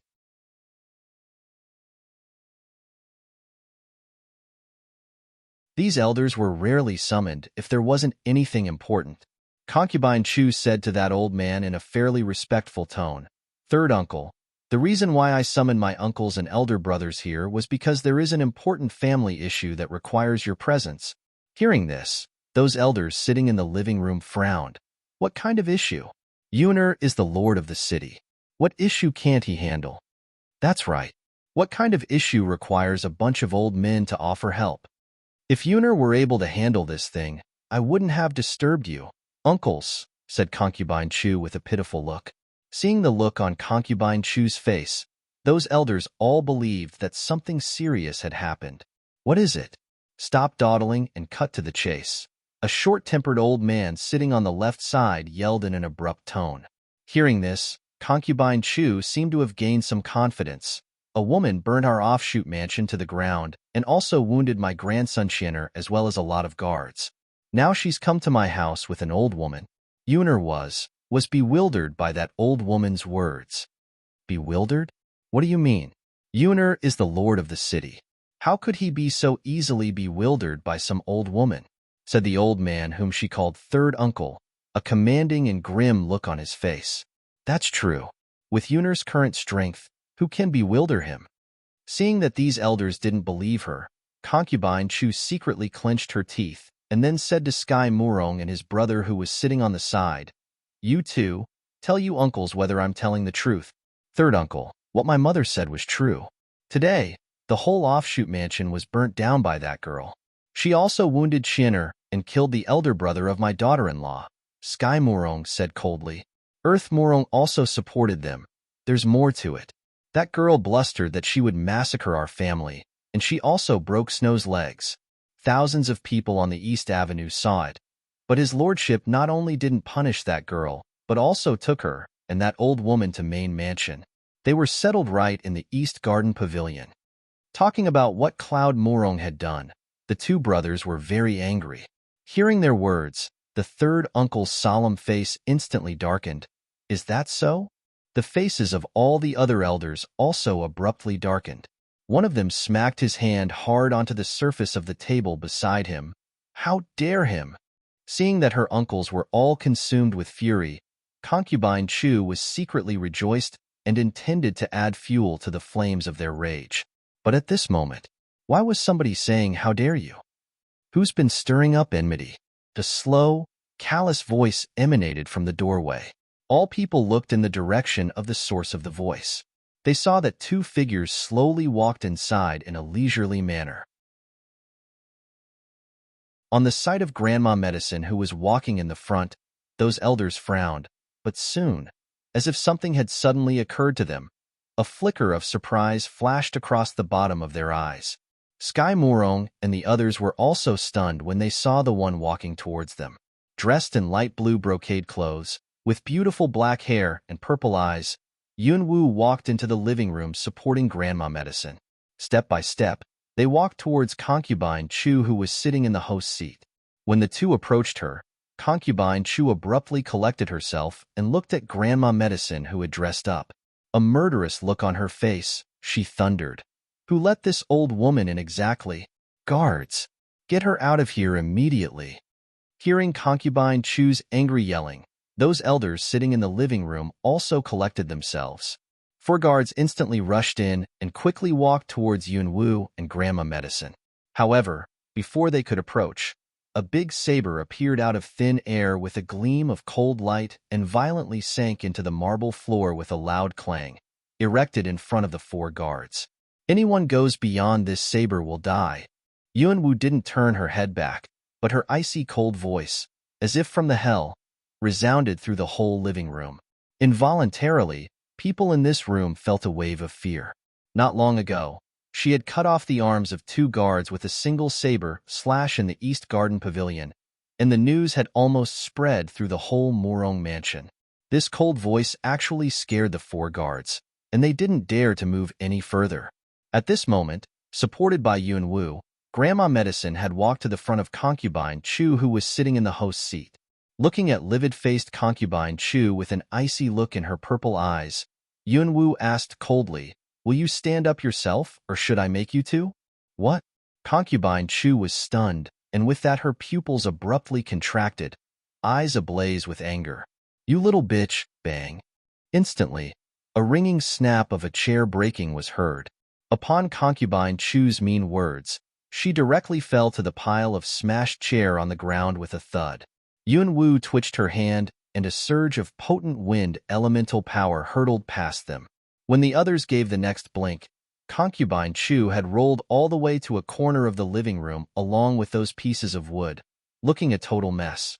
A whip sprang out of thin air, and with a wave of Yun Wu's hand, the whip wrapped itself around the legs of a chair and pulled the chair to the host position in a quick and steady manner. "Granny, sit down."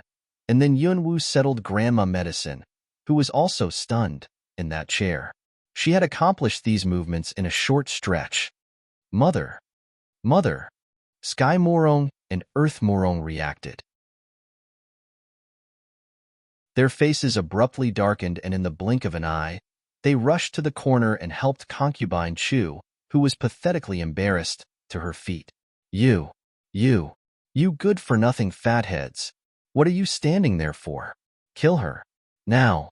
Having never been humiliated this way, Concubine Chu glared at Yun Wu and thundered in a shrill voice as soon as she regained her footing.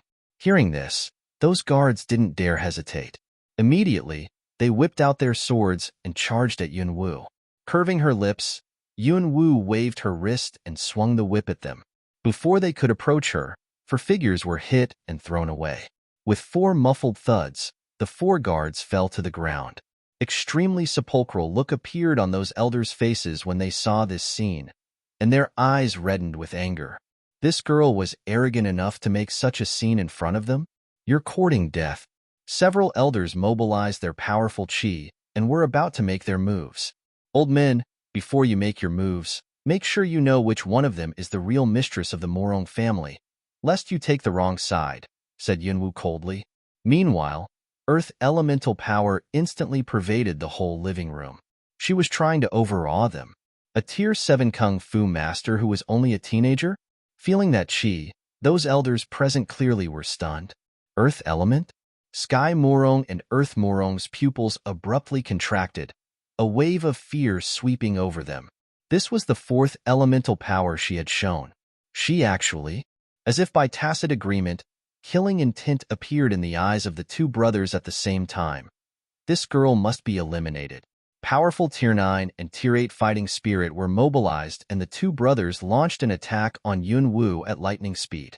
A cold look flashed across the bottom of Yun Wu's eyes. She drew some poison needles and took a small step forward. Once they got close, she would stab those poison needles at the main arteries in their neck. She didn't mind killing people, especially when the enemies were these 2 hateful guys. All of a sudden, thud! A blast of potent water elemental chi shot over and forced Sky Morong and Earth Morong to stop. Because of this sudden surge of power, Sky Morong and Earth Morong drew several steps back in unison and looked at the person who had just shown up. An awkward look appeared on Sky Morong's face. "Your lordship." Earth Morong looked sepulchral. This female went too far. She not only humiliated our mother in public, but also threw her to the ground. "Your lordship, today you must bring this girl to justice and make her give our mother an acceptable explanation no matter what." Cloud Morong walked into the living room, his solemn eyes sweeping around with a steady look on his face.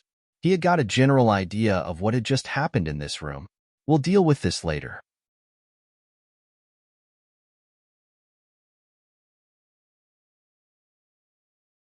When Grandma Medicine was telling what had happened to her back then, the atmosphere in the living room was changing drastically. It actually sounded a very tired story to Yun Wu. The general plot was that the younger sister's family was in straitened circumstances, so she came to her elder sister to live with her, but in the end, the younger sister became jealous and greedy and set a fire to kill her elder sister. She tried to make that fire look like an accident, but unexpectedly, her elder sister survived. But in the end, the elder sister still ended up being pushed off a cliff by her own younger sister. Seriously injured, the elder sister was in a coma for several years. After she woke up, she found that her looks had been ruined. When she came back home, people tried to chase her away as if she was a crazy woman, but she also discovered that her own younger sister had replaced her and taken everything that used to belong to her. It was a tacky story, but this kind of thing was very common in some large families. After Grandma Medicine told her story, there was a dramatic expression on everybody's face except for Yunwoo's. Concubine Chu's face was alternating between pale and red, but she was unable to speak. She just glared at Yunwoo, eyes blazing with fury. "You crazy woman, cut the nonsense." With an extremely livid and cold face, Earth Morong thundered and wanted to attack Grandma Medicine. However, before Yunwoo could make her move, the third uncle snapped coldly, "Enough! Your elders are here. It's not your place to talk." Third uncle, "This crazy woman is not trustworthy. How can we trust her one-sided statement?" Earth Morong was very angry. "That's true. Since there's no evidence, her story could be a complete fabrication." Sky Morong's face was also livid. "I believe her. And that will be enough." Right at this moment, Cloud Morong said in a deep voice. His remark quieted the whole living room. He believed her? Sky Morong and Earth Morong looked at him in disbelief. In their eyes, Cloud Morong had always been an elder brother and a respectable lord of the city. But today, why did he disappoint them again and again? And now he even said that he believed this unidentified old woman? She bears the exclusive symbol of our family on her shoulder, the unique mark given only to our father's legal wife. Impossible. Neither Sky Morong nor his brother believed it. But at this moment, a sly and cold look flashed across the bottom of Yunwoo's eyes, and with that she waved her hand and withdrew that silver needle sticking in Concubine Chu's neck. Almost as soon as she regained her ability to speak, Concubine Chu, whose eyes had been red with anger for a long time, pounced squarely on Grandma Medicine, yelling in a shrill voice, "You bitch! I'll kill you!" Senses? Dignity? Nobility? None of them could be seen on Concubine Chu at this moment. Compared with Grandma Medicine, she seemed more like the one who was crazy. Cloud Morong's face darkened. With a swish of his figure, he instantly moved to the front of Grandma Medicine, stretched out his hand and gripped Concubine Chu's wrist. "Second mother, please conduct yourself with dignity." "Cloud Morong, I've been taking care of you for so many years, but you started calling me second mother after meeting this bitch for the first time. You ungrateful bastard. Back then I should have." Concubine Chu was in an extremely excited mood and started saying words she wasn't supposed to say.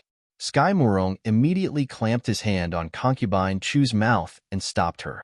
He had realized something. Woo.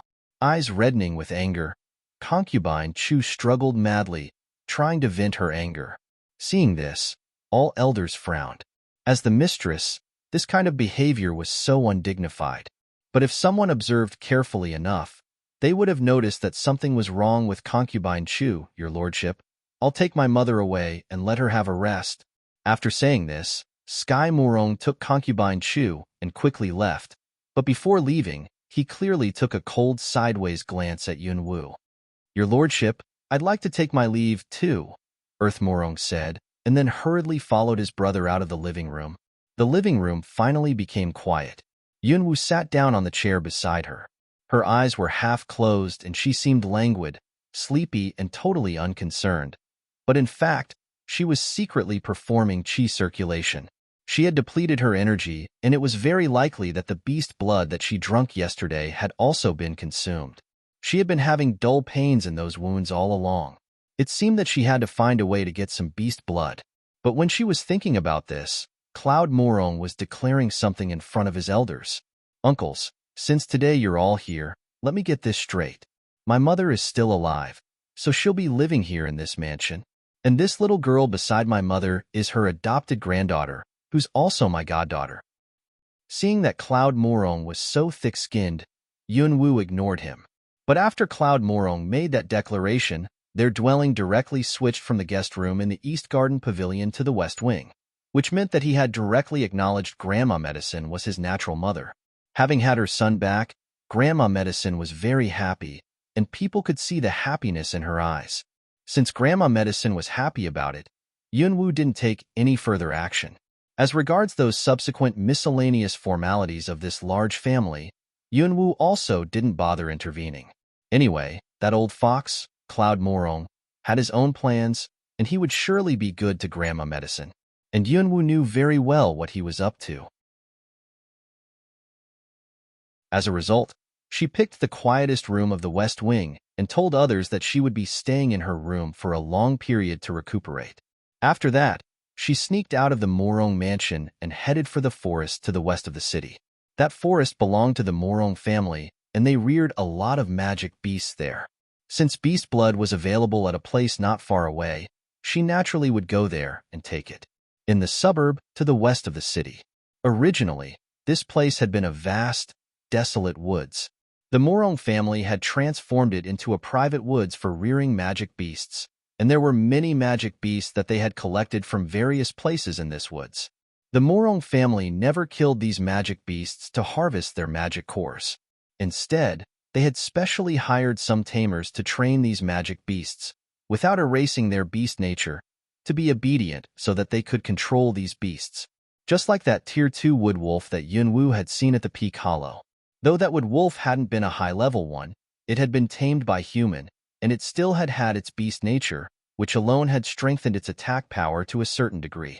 It was widely known that tamers didn't have high station in this world, and the reason was that though tamers were able to tame magic beasts, most tame magic beasts would lose their beast nature and thus become unthreatening magic beasts which were no different from livestock or pets.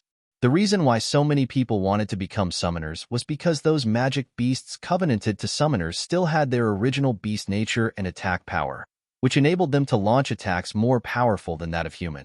But those tame magic beasts of the Morong family's tamers possessed brutish attack power. Though they were not as powerful as magic beasts covenanted to summoners, they could still be a formidable threat to their enemies if they were in great number. Judging from this, the Morong family was definitely ambitious. And those tamers that the Morong family had hired were definitely not mediocre ones. After entering the suburb to the west of the city, Yunwu started prowling in grass, trying to stay out of other people's sight. There were high fences around the back of the suburb, and all entrances were heavily guarded by the Morong family's men. Every certain distance, there was a watchtower on which a kung fu expert was on sentry duty, keeping the airspace above the woods under surveillance. It was nearly impossible to flew into the woods. As a result, if common people wanted to get in, they would have to go through the entrance. But it was not difficult for Yunwu to get in even if she couldn't leap above the woods and descend from midair. She found a remote corner outside the fence and shot a length of heavenly silk.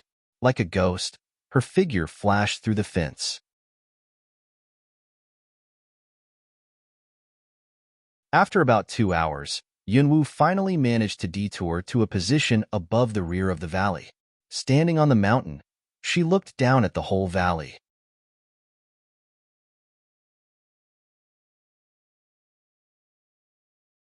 The front of the valley was a training square, but the rear of it was separated into several parts by high walls. Soldiers lived in the front. Magic beasts were imprisoned at the back. She could see that it had taken quite some time to build this base. The hills at the rear of the valley were the steepest. Maybe those magic beasts were imprisoned here so that they would not be able to flee, which was why there was no guard here. With heavenly silk, Yunwu directly descended from the steep cliff towards the valley. The heavenly silk was long enough, so she had shot it several times before she managed to land on the ground of the valley. Roar, roar! The position Yunwu landed was not far away from an imprisoned Tier 4 Iron Lion. Seeing this human, the Iron Lion roared repeatedly. Ring! The Iron Lion strained at the iron chains and clanked them, roaring angrily. There were several scars on the body of that Iron Lion. It revealed its hideous fangs with ferocious eyes ablaze with anger. Clearly it hadn't been tamed yet. The training had aroused its beast nature, and it had gone out of control, so someone had chained its limbs. Yuanwu lifted her eyebrows and curved her lips in a cruel smile. These people had spared her a lot of trouble. With a flip of her hand, she drew a dagger and closed in on the lion step by step. Roar, roar. The iron lion roared angrily while straining at the iron chains more violently, as if it wanted to tear Yuanwu into pieces. However, right at the moment when Yuanwu was about to pounce on the target, sounds of measured and sure-footed tramps were heard and quickly getting closer. Captain, since the iron lion is roaring so loudly, it must be trying to free itself from the chains, a soldier said to the leader of the team. A dozen trained Tier V soldiers were marching towards the back of the valley in a column. Keep your eyes peeled. We can't afford to let any accidents happen in the next few days, the captain said solemnly with a cold look. More than 10 soldiers answered in unison, Yes, sir. Their voice displayed the tacit agreement between them and their consciousness of obeying orders. The biggest difference between soldiers and guards was that there was better tacit teamwork among soldiers. The combat effectiveness of an army was not loose but cohesive. Once someone engaged an army, this person would be besieged and the enemies would never stop coming, unless this person was capable of wiping out the whole army. Yuanwu had no intention to engage this army. Otherwise, it might be rather difficult for her to retreat unharmed, so she flashed into a passage nearby and hid herself before those people arrived. But after entering that passage, she found that she seemed to have intruded into the territory of some other magic beasts. When Yuanwu walked out of that passage and saw those flying beasts locked in iron cages, a wave of amazement rose inside her. Those flying beasts were exceptionally calm.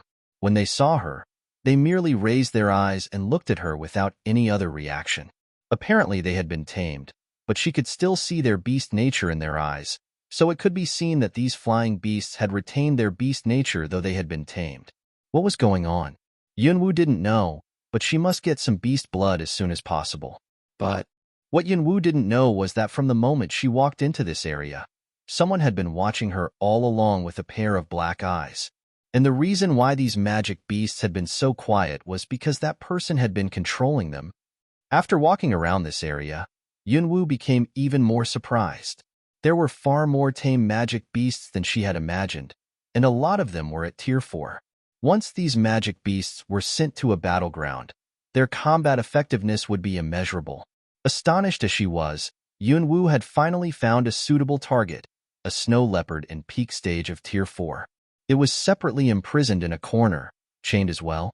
Given her current physical condition, she should save energy whenever she could. But when she was about to make her move, a cold look suddenly flashed across her purple eyes, and she shot some silver needles towards a target behind her. With a swish of her figure, she stabbed a dagger at the person who was hiding in concealment. The man hiding in the dark sidestepped in a weird manner and quickly dodged her strike. Right at this moment, with a gleam of cold light, the edge of a sword was pressed against Yuanwu's neck, and the tip of Yuanwu's dagger was also against his chest where the heart was. The circumstance was exactly the same as the one in the forest that day. There was a ghost of a smile on Zhou Feiyu's solemn face. He lowered his head and watched this little woman before him, a distinctly amused look in his eyes. We met again. This time you came to me yourself. Seeing Zhou Feiyu, Yuanwu frowned and recollected that he had been the man she had met in the forest. It's you. Since this man appeared in this place, he should be a member of that army. But how had he discovered her? The way we met each other was always so special, which made my impression of you deeper and deeper.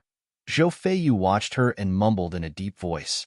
He sounded as if he was intimately speaking honeyed words to his woman. Yuanwu knitted her eyebrows tightly together, an icy look in her eyes. With a twitch of her hand, she pushed the sword on her shoulder away and swished a few steps away from this man. Don't be nervous. I bear you no malice. Otherwise, I wouldn't have cleared this area for you and let you walk around freely, without any other movements. Zhou Feiyu just stood where he was and said. He maintained a noble smile on his solemn face. Cleared this area for her? Was he saying that he had helped her? Yuanwu looked in the direction of that noble, solemn man. apathetically sizing him up. Today he was still clothed in a black robe with a pattern of a python. Judging from his sumptuous attire, it was very likely that he had a fairly high military rank. However, while she was peering at him, Zhou Feiyu slightly raised his hand and made a hand gesture at no specific target. Before long, a soldier carrying a box walked out of a passage in the corner.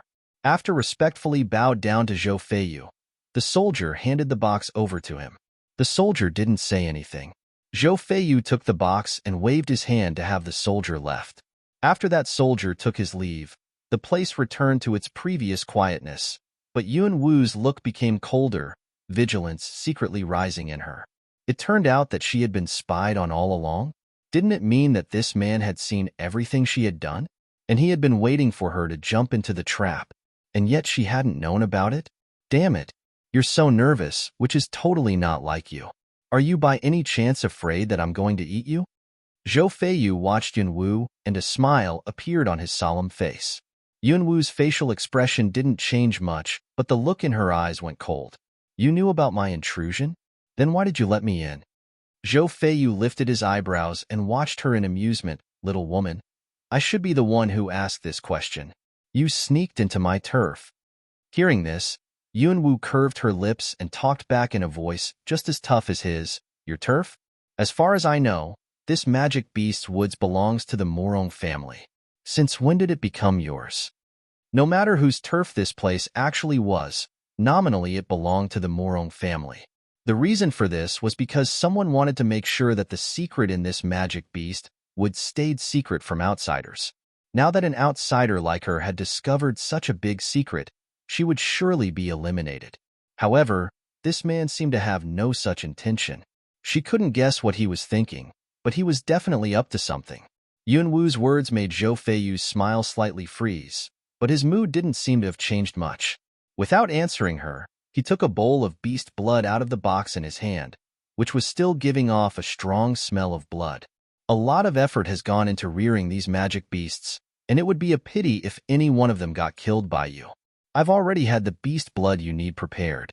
Rest assured, it's the blood of a Tier V beast, which should be able to meet your needs. Saying this, Zhou Feiyu handed the beast blood to her. On that day, he saw that she killed a magic beast to drink its blood. He had been keeping that in mind. Though unaware of the details, he had told why she had come here, so he had had someone prepare some beast blood.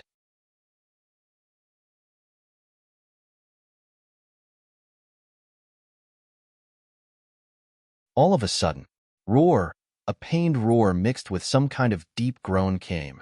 Zhou Feiyu turned his head aside, gave a glimpse at that cage, and asked in a cold, deep voice, "How's it going? It's been 4 hours, but the cub still hasn't been delivered yet." The roar of the male leopard has a stimulative effect on the female one, but the male leopard is exhausted. A medic reported to Zhou Feiyu respectfully. Yunwu walked forward and saw what was going on in that cell. The area of the cell was over 20 square meters, but at this moment, it was filled with smell of blood. A crimson leopard restrained by giant iron manacles was lying prostrate on the ground, blood all over its body. It stared squarely at Yun Wu and the others, who were standing outside the cell, with its ferocious eyes, letting out deep, weak growls. Though it was covered in blood, it still looked fierce and aggressive. Not far away behind, there was a magenta leopard, the belly of which was round. The lower part of its body was bloody. It was also lying prostrate on the ground, deep and pained roars issuing from its mouth. It was giving birth to a cub? Seeing this scene, Yunwu couldn't help slightly raising her eyebrows. But judging from how that female leopard looked, the birth-giving process didn't seem to be going very well. Zhou Feiyu glimpsed at the male leopard and said callously, "Go get another bowl of blood from the male leopard." Hearing this, the medic was clearly stunned. In a somewhat hesitant, low voice, he said, "The male leopard is already too weak. If we take blood from it once again, it might." However, before the medic could finish his sentence, Zhou Feiyu's icy eyes darted to him. "Are you questioning my order?" "I don't dare." A cold shiver of fear ran through the medic, who immediately lowered his head and knelt down to the ground on his knees. Zhou Feiyu gave him a cold sideways glance. Then he twisted his head aside and glanced at the 4 soldiers on the side. Move? Yes. Carrying tools serving the purpose of keeping magic beasts under control, the 4 soldiers opened the door of the cell and walked towards that crimson leopard. Roar, roar. The moment the 4 soldiers went inside, the crimson leopard growled at them and struggled to its feet, arching its back in an offensive stance. But it was manacled, exhausted, and covered in wounds. And the 4 soldiers were veterans. Keeping a fairly long distance from the crimson leopard, they pressed its neck and limbs against the ground with long tongs. The crimson leopard was in a bad condition, so it was soon immobilized, growling repeatedly. Roar, roar. Seeing what the male leopard was going through, the female leopard roared. There was anger and despair in the roar. It tried to stand up but fell to the ground several times, its lower body bleeding continuously. Roar. The roar sounded furious, unreconciled, and desperate. Seeing this, Yunwu slightly frowned. The look in Zhou Feiyu's eyes were completely cold and no signs of other emotions could be seen on his face. He noticed that Yunwu was frowning, and with that a smile appeared on his solemn face. What's wrong? Are you pitying it? Pitying it? In this world where the strong preyed on the weak, sympathy was redundant. Besides, she had come here with intent to kill magic beasts to get their blood. But what was happening in the cell made Yunwu somewhat uncomfortable. Soon, the 4 soldiers got a bowl of blood. The male leopard was lying on the ground, breathing weakly, but it was still staring at them with an extremely angry look in its ferocious eyes, as if it was trying to protect the female leopard behind it. Drink it. You've seen it with your own eyes, so there's no need for you to suspect that I've put something into it. Zhou Feiyu looked at Yunwu and said with a bland smile. At Zhou Feiyu's signal, those soldiers, who were carrying the bowl of blood, walked up to Yunwu and handed the bowl to her. Watching the blood in the bowl, Yunwu raised her head and darted a cold glance at Zhou Feiyu, but there was no gratitude in her eyes. Instead, her look was somewhat cold. This man was definitely someone who would do anything to get what he wanted. But Yunwu still stretched out her hand, took the bowl and gulped the blood down in front of all these people. The smile on Zhou Feiyu's face grew bigger when he saw this. After drinking the blood, Yunwu didn't return the bowl to that soldier but casually tossed it aside. Ignoring the look on Zhou Feiyu's face, Yunwu slowly walked past that soldier and went inside the cell. Girl, it's dangerous. A soldier at the doorway hurriedly tried to stop her. Yunwu darted an icy glance at him with her purple eyes and he was stunned. When he collected himself, she was already in the cell. Roar. The male leopard's eyes reddened with anger and it tried to stand up. With her back to those people outside the cell, Yunwu crouched in front of the male leopard and looked it in the eyes, her purple eyes shimmering with a faint purple light. Easy. I've come here to help you. Since I drank your blood, you may think of this as me returning the favor. She didn't know whether it could understand her or not, but surprisingly, with the hypnotic effect of Yunwu's soul chain technique, the male leopard, which had been struggling to stand up, gradually relaxed. It stared at Yunwu, and the look in its eyes switched from angry to vigilant, to suspicious, and eventually the leopard uttered a low groan. Relax. Have a good sleep. Everything will be done when you wake up. Yunwu stretched out her hand and slowly stroked the leopard's head, saying in a gentle voice. When Yunwu touched it, the male leopard growled, but after that, it relaxed. Slowly, it closed its eyes, as if it had been hypnotized. Outside the cell, Zhou Feiyu, the medic, and those soldiers were all surprised by this scene. What was going on? That was a Tier V blaze leopard. It had been more than a year and a half since this leopard was shipped here. It had been through numerous training sessions, but still hadn't been tamed due to its daunting ferocity. Even at this moment when it was feeble, it still refused to let humans get close to it. But why was this happening? Was it really too feeble? Roar, the female leopard roared. Unexpectedly, seeing that the male leopard didn't react, it managed to gather some strength, picked itself up, and pounced on Yunwu. Zhou Feiyu, who was outside the cell, frowned and meant to take action. But the next second, he was transfixed by what he saw. His eyebrows lifted and surprise gleamed in his eyes. Those soldiers also watched the scene in the cell, amazed. The female leopard had barely approached Yunwu when it suddenly stopped and then slowly lay prostrate on the ground in a seemingly obedient manner, letting Yunwu do whatever she wanted. Yunwu tore a strip of cloth off her clothes, blindfolded the female leopard, and then used silver needles to anesthetize the lower body of it. She took out a dagger and opened the womb tract for the female leopard. By performing womb pressing technique, she successfully helped the female leopard give birth to leopard cubs through natural labor. It took her almost an hour to get this done. Though Yunwu had medical skills, she had never delivered a baby before. But today she had delivered baby leopards, which was her first time. 2 leopard cubs were born. One of them was bright red and the other purple. Both of them were double the size of a palm. And then Yunwu stitched up the opened womb tract, applied some medicine powder, which she had made by herself to her own secret formula, to the wound, removed the strip from the female leopard's eyes and pulled out those silver needles sticking in its acupoints. Roar! The moment its acupoints were unblocked, the female leopard felt a sharp pain and roared. This roar woke up the male leopard which had been lying at the side. Roar! Roar! The 2 leopards roared repeatedly. After sleeping for an hour, the male leopard seemed to have regained much of its strength and it stood up. Roar! It roared squarely at Yunwu. Standing at the side, Yunwu was neither flustered nor scared at all. She just quietly stood where she was and looked down at that male leopard.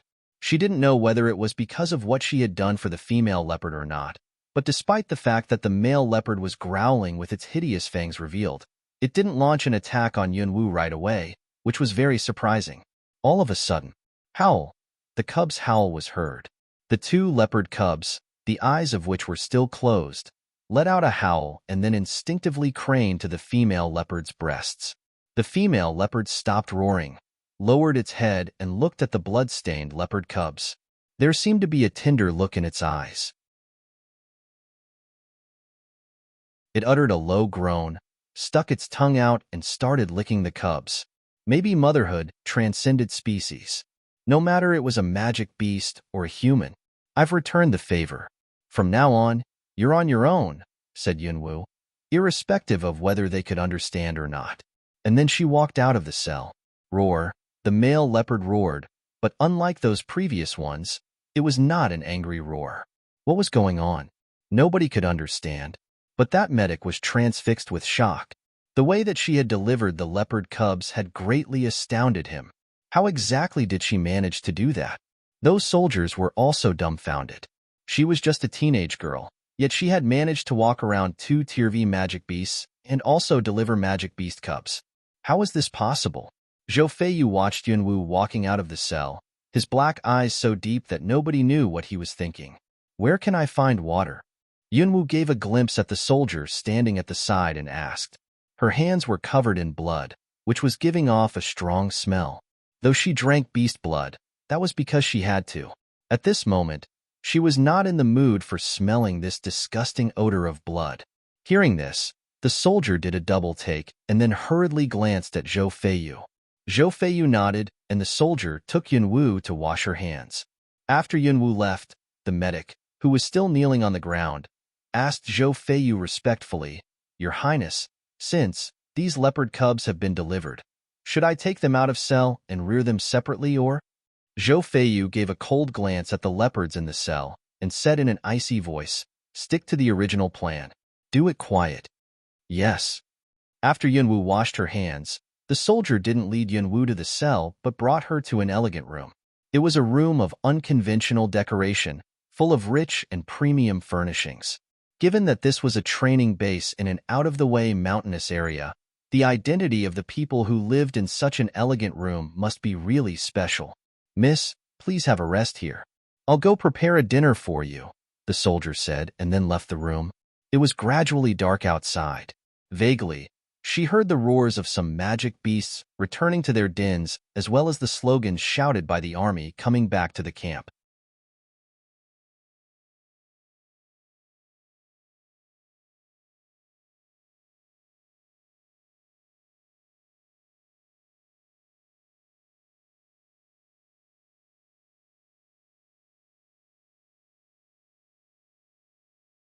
The next day, Yunwu changed her clothes and leisurely walked out of the room. She had just walked a short distance when she saw two handmaids coming towards her carrying a basin and some other things. "Good morning, lady. Let us help you wash your face and comb your hair." Seeing Yunwu, the two handmaids said respectfully. Yunwu didn't know that not long after she left yesterday, Cloud Morong had publicly declared her natural mother's returning, as well as the existence of his goddaughter. It was very likely that all residents of the Luo city knew it now. In merely 2 days, her identity directly ascended from a fledgling little girl, who made a scene in the Morong mansion, to a lady of the Morong family, which was very dramatic. However, this dramatic change drew members of the Ouyang family of the Water City, and they seemed very nervous. Early this morning, they arrived at the Morong mansion. At this moment, in the living room of the Morong mansion, sitting on the host seat, Cloud Morong looked at Ouyang Qing and Ouyang Ku, who were sitting on the two sides. "Second Patriarch Ouyang, you came here so early. Are you here to send your congratulations after hearing the good news of our family?" Ouyang Qing smiled mildly. "We did come here to congratulate Lord Morong, but apart from that, there's an issue we'd like to confirm."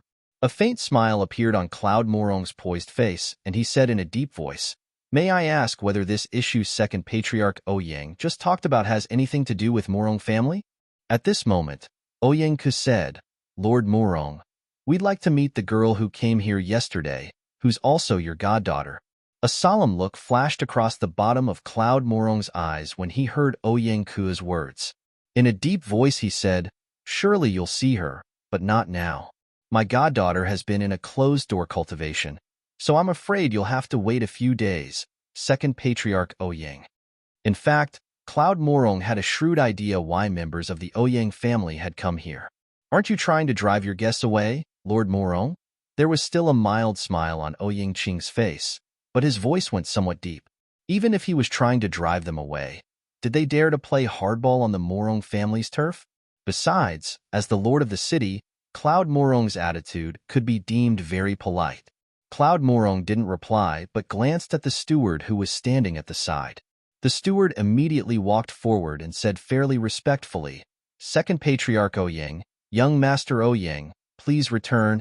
Slightly frowning, Ouyang Ku was a little annoyed. He was just about to say something when Ouyang Qing raised his hand and stopped him. "Now that Lord Morong put it this way, it seems that we don't deserve the honor. We'll take our leave right now." Upon these words, Ouyang Qing cupped his hands before his chest as a gesture of farewell, and then left with Ouyang Ku. Second uncle, judging by Cloud Morong's attitude, that girl is no doubt the one we met in the Magic Beast's forest. Maybe Cloud Morong didn't let us see her because he placed her under house arrest trying to get her vigor grass, Ouyang Ku said in a cold voice the moment they walked out of the Morong mansion. Ouyang Qing's mild face also became rather cold. "No matter whether she's under house arrest or not, we can't let them get the vigor grass. What should we do? We go back first and then let his lordship himself lead his men here to demand that girl's release." The reason why they came here was because they wanted to find out whether that girl was the one they had met in the Magic Beast's forest. Though not having seen her, they believed that the answer was probably positive. It was just that they didn't bring enough men here. So it was definitely not a wise choice to go to the opposing side's turf, demanding that they hand over that girl. In the West Wing, with several handmaids serving her and following her around, Yunwu felt very uncomfortable. Grandma Medicine also felt the same way, so she asked them to stay in the outer courtyard of the West Wing, telling them she would call them if she needed anything. After changing the dressings for Grandma Medicine, Yunwu went to Little Leaf's room. She checked the wounds and refreshed the bandage. Watching all those wounds on Little Leaf's thin body, Grandma Medicine felt very distressed. She suffered so much. "Don't worry, Granny. Her condition has stabilized. Today she'll wake up, and then after half a month or so, she'll fully recover." Hearing Yunwu's words, Grandma Medicine was relieved. However, it seemed as if the pensiveness on her face would never dissolve. Seeing this, Yunwu had a shrewd what the reason was. But she pretended that she didn't know, asking, "Granny, you seem to be preoccupied. What's wrong?" Watching her with a tender and protective look in her eyes, Grandma Medicine shook her head and smiled. "Nothing. Maybe it's because I've just come back and haven't accustomed myself to this new home. Last night, Cloud Morong took her to Wilderness Morong. Though old, Grandma Medicine was not stupid. She knew that he wanted her to persuade Yun Wu into treating Wilderness Morong. One of them was her husband, and the other was her son. She cared much about them, but she couldn't take advantage of this girl, especially when this girl had already done so many things for her. How could she ask her to do more? The bond between people should be purely sincere. If one side tried to use the other, the bond would deteriorate. Hearing this, Yun Wu smiled but didn't bring it out into the open. You've been away for decades. It's very normal that you feel unused to it, but gradually you'll get used to it. Grandma Medicine nodded and moved her eyes to Little Leaf, who was lying in bed. Watching Grandma Medicine, Yun Wu found that she seemed to have no other words to say.